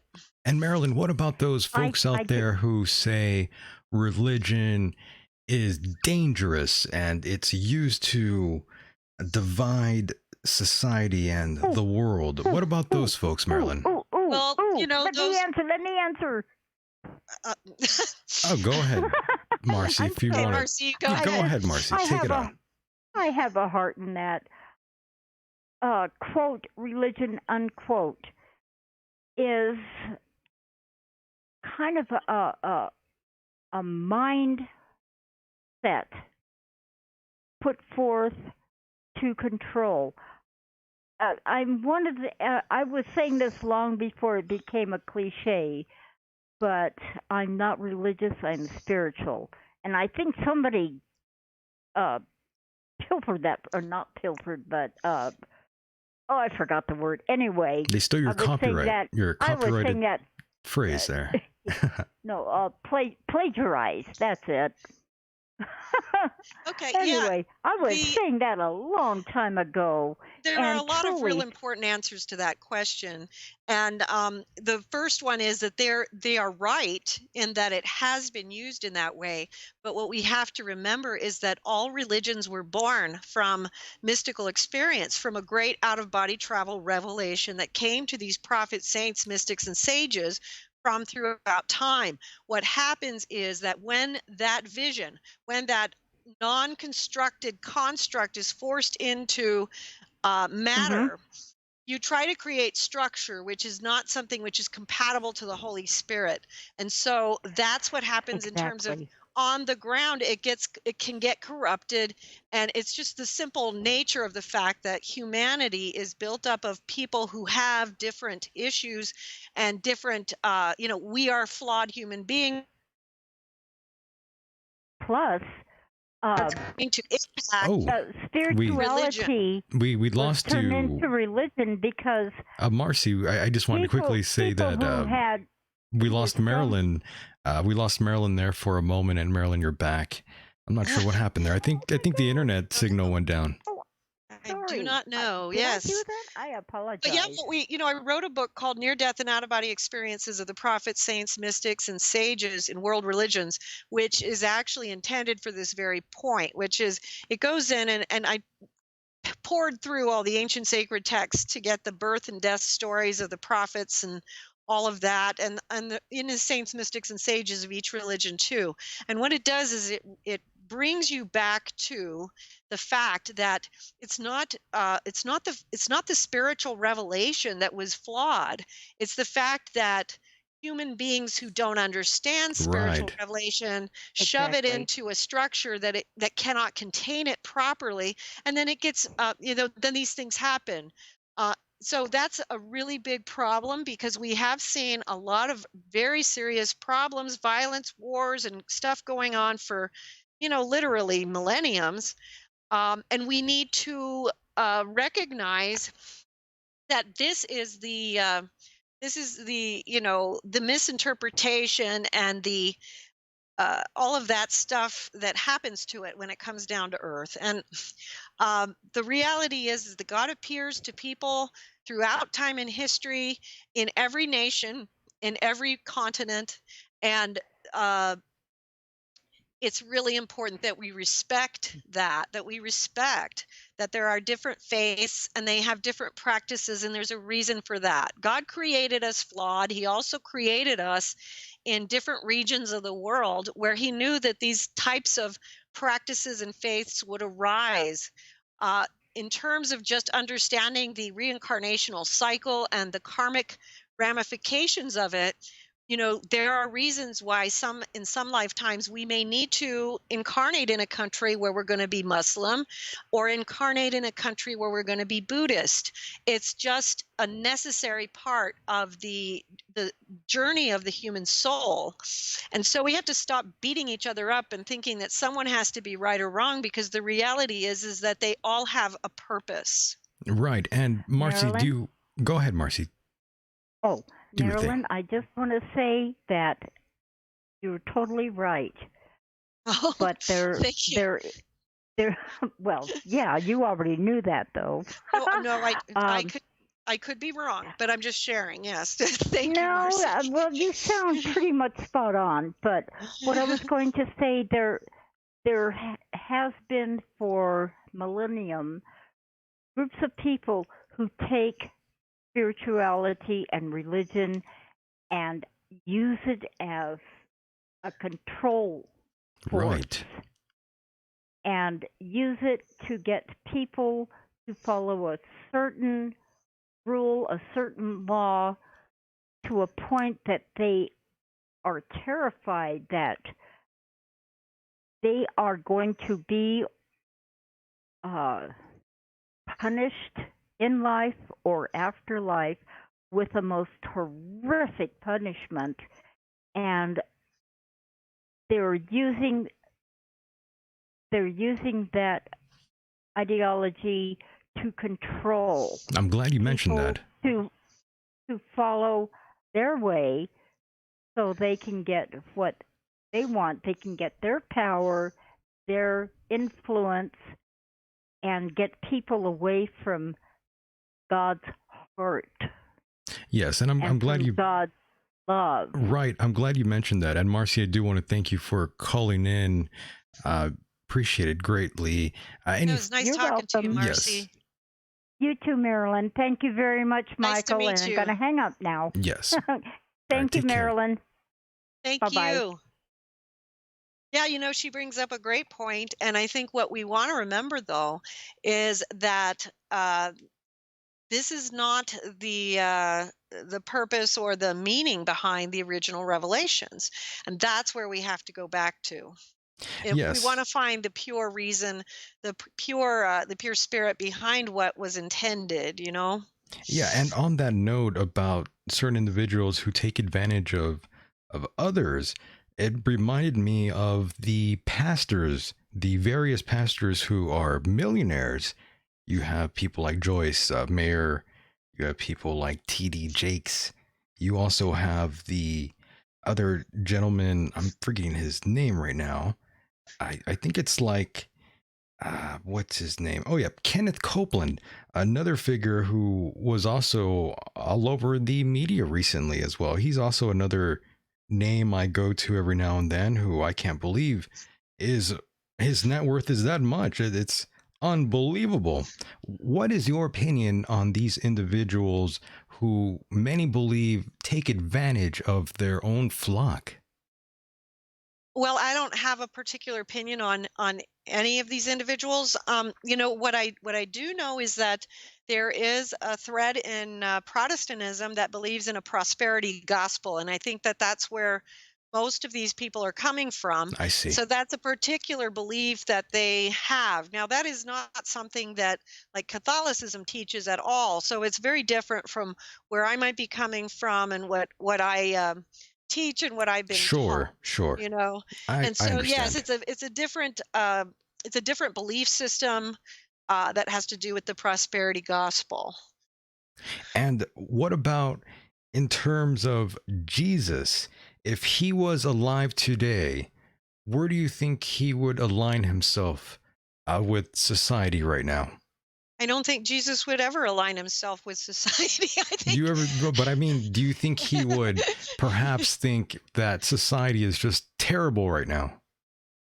well, I think that what we see in society today is very similar to what we've seen for all of known history. It's not that different. Part of the reason it's not that different is because it's a mortal realm, and this is what happens here. If you look throughout the historical record, you're going to see that the very same types of things that plague us in these days have always plagued humankind in different wars and different stages throughout history. So, I can't speak for Christ, so I can just, Sure. share an opinion, but I can say that I think that Christ would be unlikely to be joined with any societal thing. I think he would probably be like a little cave hermit, probably, and maybe he I would, wouldn't blame him. yeah, I don't know if you're familiar with like the early desert fathers, in the history of the church, there's the early church fathers who wrote all of, tons and tons of the early writings, but there's also the early desert fathers, and those were the ones who wrote the Philokalia, which is a beautiful compilation of the writings of these desert hermits that literally many of them lived in caves, and they were very, very holy people. There were desert hermits who were male and female. They called them the desert mothers and fathers. Um, and I think that if you're really trying to attain to a really true spirituality, there's always going to be some solitariness to the path that you'll take, because society is not geared to teach that sort of thing. It's meant to teach something different. In John Bunyan's work, The Pilgrim's Progress, he talks about the wide road and the narrow road, and of course that's in the Bible too. But Right. um, the narrow road is the one that we have to take if we really want to seek God on a personal level, and try to seek out holy ideals. Um, the wide road obviously is worldliness. Worldly wise man is what John Bunyan calls the gentleman in his book who spouts out worldly wisdom. Yes. That makes sense to most people because most people are very grounded and very worldly. But, the things of God are not comprehensible to the things of man. So when Very we are true. seeking to get closer to an all holy and almighty God, we are going to have to seek the path that will lead us down the path of holiness. That's because we have to become more like that which we seek. So if we are seeking the all holy God, we have to follow something that's going to teach us what holiness is. And ironically, one of the things I do focus a lot on is mystical theology, because that is actually what it is. It's a branch of theology that deals with mystical visions and the mystics throughout the world from forever. And the path of mystical theology involves this intrinsic self-scrutiny, this evaluation, this looking deeply, that we can't just look in the exterior world for that answer. We're not going to find that there. We're going to have to go inward to find that holy path, and that's going to be a quiet, solitary place. Yes, the answers always come from within. That's something Yes. I've always felt was the truth. And I've researched many different groups and different philosophies, and it always goes back down to what comes from the inside rather than the outside, in my personal opinion. Right. And Marilyn, Right. here's another one. If Jesus was alive today, would he be a hippie? I don't know. I mean, Christ is as he always was, always will be, and is to, so he could be, Christ is such that he could be whatever he wanted to be or whatever he needed to be in order to reach the heart of mankind, so yeah, sure, he could be a hippie, he could also be a businessman, he could also be, a priest, he could, I was and kind of we more along the lines referring to the alleged travels he had to India.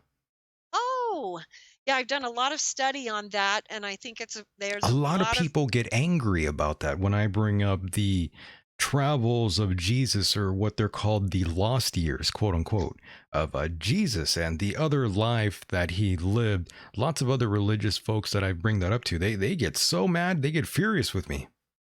Well, I'm not going to be one of them. I Thank have God. studied that a lot, and I think there is a lot of evidence to support the fact that that is something that has to be considered. There are historical sites all throughout India. There are actually, texts that have been found in Buddhist monasteries that are believed to be attributed to Christ when he spent his time there. But for those who haven't heard of it, there is a lot of material out there.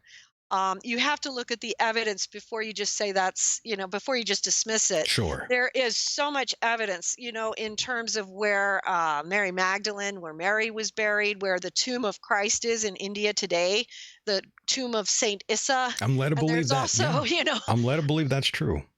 yes, and he was considered, a holy man in Islam as well as also in the Hindu faith as well. And one of the interesting things I'll just share, and I know we don't have a lot of time left, so I'm kind of We got. you opened a big can of That's worms okay. there. We still got some time here. Don't worry. Yeah, the liturgies. I spent a lot of time studying the liturgies, and what I find fascinating when I did the study on the stories about Jesus in India, and there is so much archaeological evidence, but you look at the liturgies as well. The liturgies in the Catholic Church, the oldest one we have goes back to Jerusalem, and that one was written by St. James. But there was St. Thomas was the one who wrote the liturgies that come out of that area, the Indian continent and area.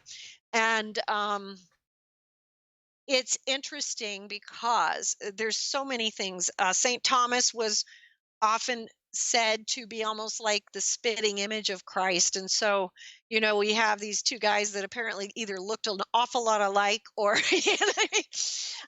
but it's very possible that this liturgy may have actually been, Christ might have had a hand in it, I don't rule it out. And, and there are some very interesting documents as well that I included in a book that I talked about earlier, The Limb of the Redemption, the one I wrote about my mother's afterlife experiences. I also spoke in there because, I take a lot of detours. There are some ancient texts that I found that were literally very not very well known texts, but literally the words and the prayers of Christ directly to his apostles. And it's really fascinating stuff. Because these would be the original liturgy. This would go before St. James in Jerusalem, and it's just so beautiful. And you can read it in The Limb of the Redemption. But there's just so much to discover about that for people who don't know about the the claims that are made about India. Be open to checking it out and looking at the actual evidence. There's so much evidence; it's hard to just say. You can dismiss It's it hard to matter of dismiss it. factly. Yeah. Yeah, there's just a lot of, the archaeological evidence definitely shows that something did happen. And one of the theories, and this is just my theory, so, Sure. I want to Yeah. make sure I'm making that clear. One possibility too is that if St. Thomas spitting image of Christ. It's possible that Saint Issa was Saint Thomas, Ah, and that yes. people thought he was Christ. However, I still feel, based on everything that I studied on it, I think it's possible he was there after the crucifixion. And so, Amazing. And of course, you can find Marilyn Hughes, all her work at outofbodytravel.org. We are running out of time here, but we're not done just yet. I do have a few more things to ask you, and sure. they go back to what we were talking about earlier in terms of society. And it seems like right now we've been having all sorts of complex issues. And one of those ongoing complex issues we have right now in society comes from this other thing going on right now in terms of the LBGT community. I think it's the LGBTQ community. I'm not quite sure how it goes now at the top of my head here. But are you against gay marriage, Marilyn? No, I'm not. I think that personally, I think it would have been fine. This is, just a personal view to Sure. have the, I think we had the ability to have the legal union thing. I can't remember what it's called. You definitely caught me off guard on That's that one. okay. I know. I just wanted But yeah, definitely, I yes. think, no, I'm not opposed to that at all. And in fact, one thing I would say about that, and I actually have kind of strong feelings about it. I am not someone, I don't like the way things become so militant. However, there are some militant things I would say, which is, God created gay people too. Leave them alone. Love them. you know, I've spoken to many people who have been so hurt by this, because they're just It's a pretty big going. issue. It's a pretty big issue, Yeah. and that people are being really hurt. And I'm talking about people who are gay or Yes. lesbian, and who are literally self-hatred. I mean, it's Some of terrible. them are. And we need to remember that God created all of us. And one of the things that we can do, and I'm going to go a little out on the limb here, is That's just okay. remind people, there are over 600 Deutero canonical laws in the Talmudic law for the Judaism. And this particular thing in Deuteronomy is just one of them. And I challenge anyone who wants to really give these people a hard time to go look at all the other deuterocanonical laws, because I don't know of anyone who follows probably more than two of them. So, Yes. it's a lot harder when we place those laws and direct them to ourselves to be harsh and unkind and unloving to another person who is really, really struggling and being hurt internally, being told by society that they have no right to exist. So I just tell people, remember, God created us all, and therefore your problem is solved. That means you have to love everyone, and you have to try to be present for everyone. We all have different issues. It doesn't change the fact that whatever the issue may be about homosexuality, it doesn't change the fact that the rest of us all have these other issues, which, again, going back to purification, lust is an issue, whether you're a heterosexual or a homosexual or Right. a lesbian. It's the manner in which things are expressed and um, put forth. And so we have to, like, give people a break. You know what I mean? I'm Give with people you. a break. Yes. I have zero issue with anyone wanting to get married who is gay, lesbian. Everyone has an equal opportunity to be just as miserable as the rest of the people in heterosexual relationships or marriages, rather. I don't Good see. point. Yeah, I just think if you want to get married, go ahead. If that's what you want to do, I have no issue with that whatsoever. I'll even support it. To be honest, I'll support gay marriage, whatever. Big deal. It's not much of an issue. However, I do have an issue with something else, however, and Okay. I did learn about the 2020 Democratic candidates this year. Uh, all of them support this one bill that is called the Equality Act, if I remember correctly, which would require schools to include male athletes who identify as transgender, girls on female sports teams. And personally, I can't really support that too much, because men are just naturally stronger. We have more body mass, and it's just a little bit of an unfair advantage, in my personal opinion, when men who are transgendered and they start competing against the girls. That's just strictly my opinion. People out there can choose whatever they want to think on that matter. But Marilyn, how do you feel about that? Do you think that perhaps that's wrong to do, or do you think that's the right thing to do?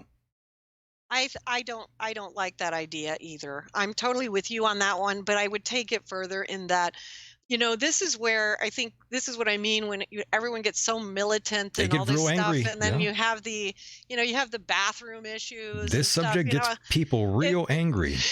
It's just it's excessive. It's like, okay, just we need to accept one another, but the reality is, for instance, you can take this a lot further.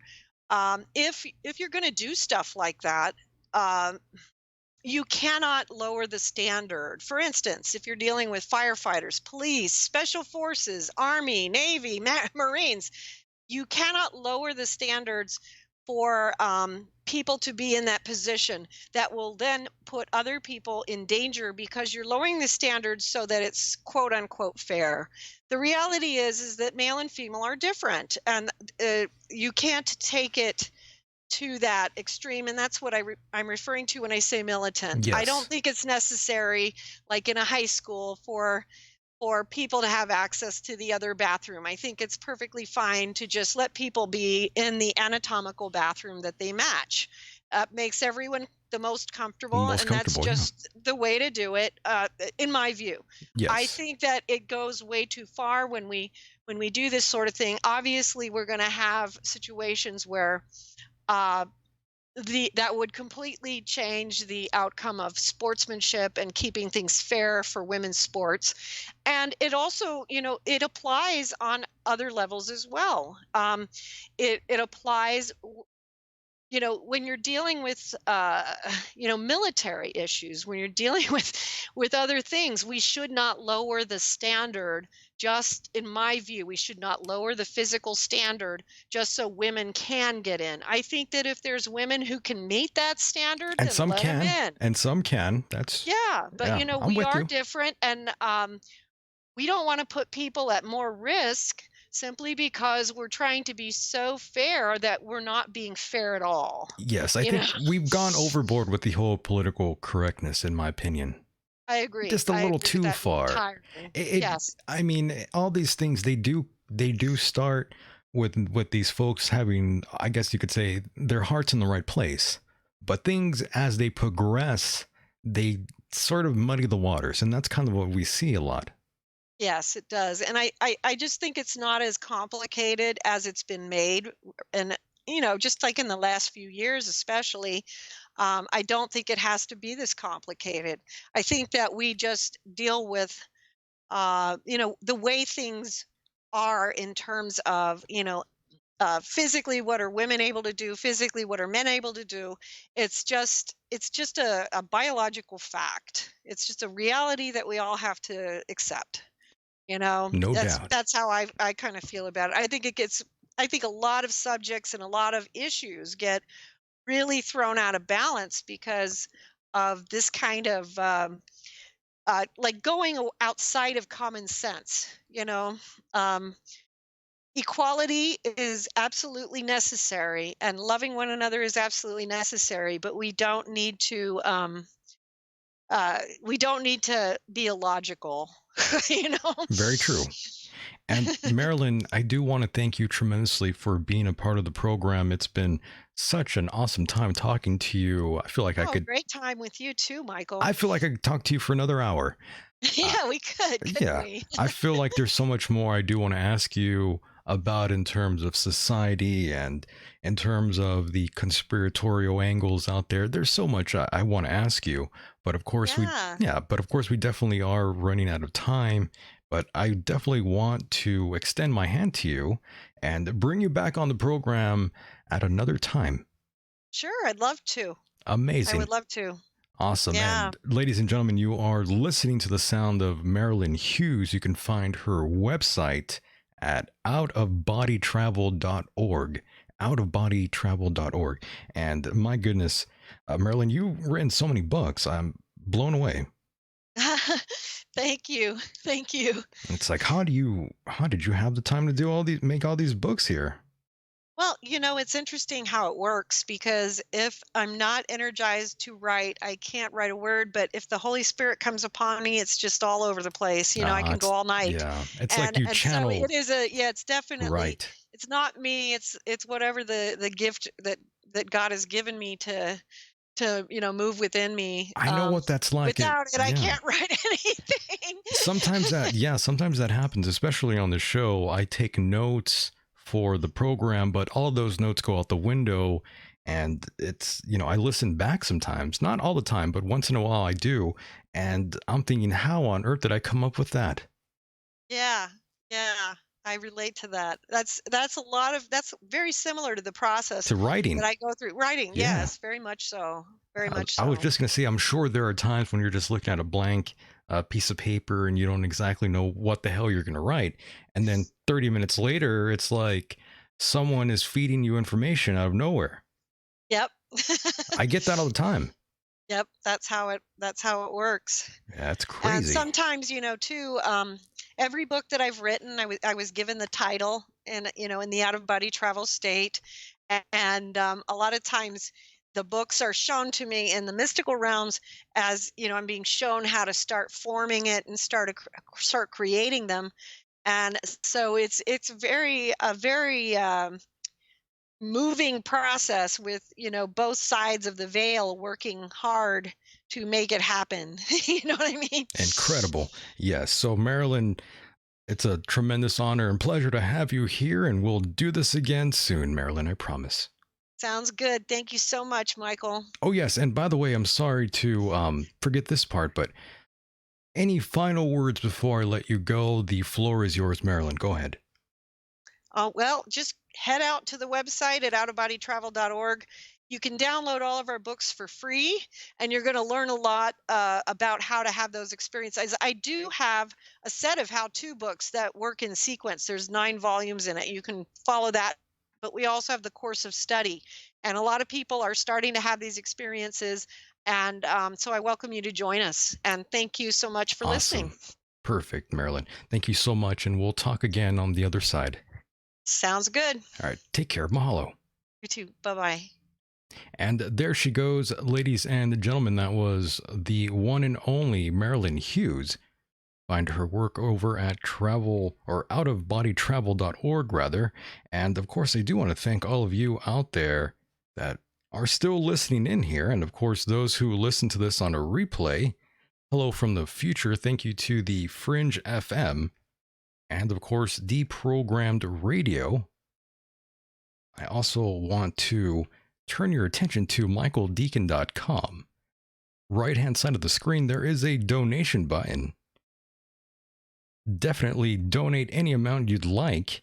And of course, keep in mind, you can go to patreon.com/MichaelDecon and throw in a few dollars, and you'll be able to get exclusive content. Pretty soon I will be filling that up. Oh yes, that's patreon.com/MichaelDecon. $5 is all I'm asking, and you will be getting numerous programs, and none of those shows will be heard here on YouTube or on the podcast rendition of the program. And by the way, if you do donate over at michaeldecon.com through PayPal, I will be giving you those exclusive episodes from Patreon. Don't worry, you will get those too if you donate that way. And of course, you can catch the free podcast rendition of this program by going to iTunes, Stitcher, Google, and Castbox. I prefer Castbox, by the way. It's a pretty good, useful app. I'm not quite sure if any of you out there use that one personally, but I prefer it. I think it's pretty damn good. Most of the people use iTunes. That's the most popular one, and iTunes is totally cool, but Castbox, that's where it's at in my personal opinion. I think it works a lot better, and go for it. Castbox, go there. And of course, I want to thank our international listeners out there, those in the UK, Canada, Australia, France, Netherlands, and Ireland. And of course, we do have a few folks out there in Germany, Sweden, and Finland. And welcome to those in Mexico and Norway. And wouldn't you know, we do have South Africa now on the screen. That is tremendous in my opinion. And of course, those in the United States, those who listen in the most are those in California.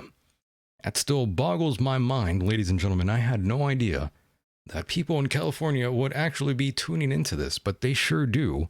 And they still remain on top of the charts. Love that. And of course, thank you to those who listen in tonight once again. It's been fun. I return next week. I'm Michael Decon. Thanks for being here. And with that said, the world is a mysterious place, and life itself is a mystery. Until next time, good night, everybody.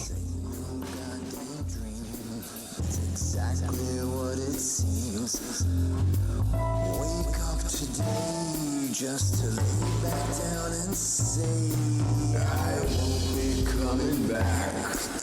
Let's call it a heart attack. Give me some of that knack. This is just a final payback. They all flipped on me, took my passions, left me be. When I had a place to sit, goddamn attitude to fit. Talk real smooth where to spit. But things have changed and I have quit. Got nothing to look forward to but backlash full of lies. You're too late where you're going. This is fate, the whistle's blown. It's much too late. It's too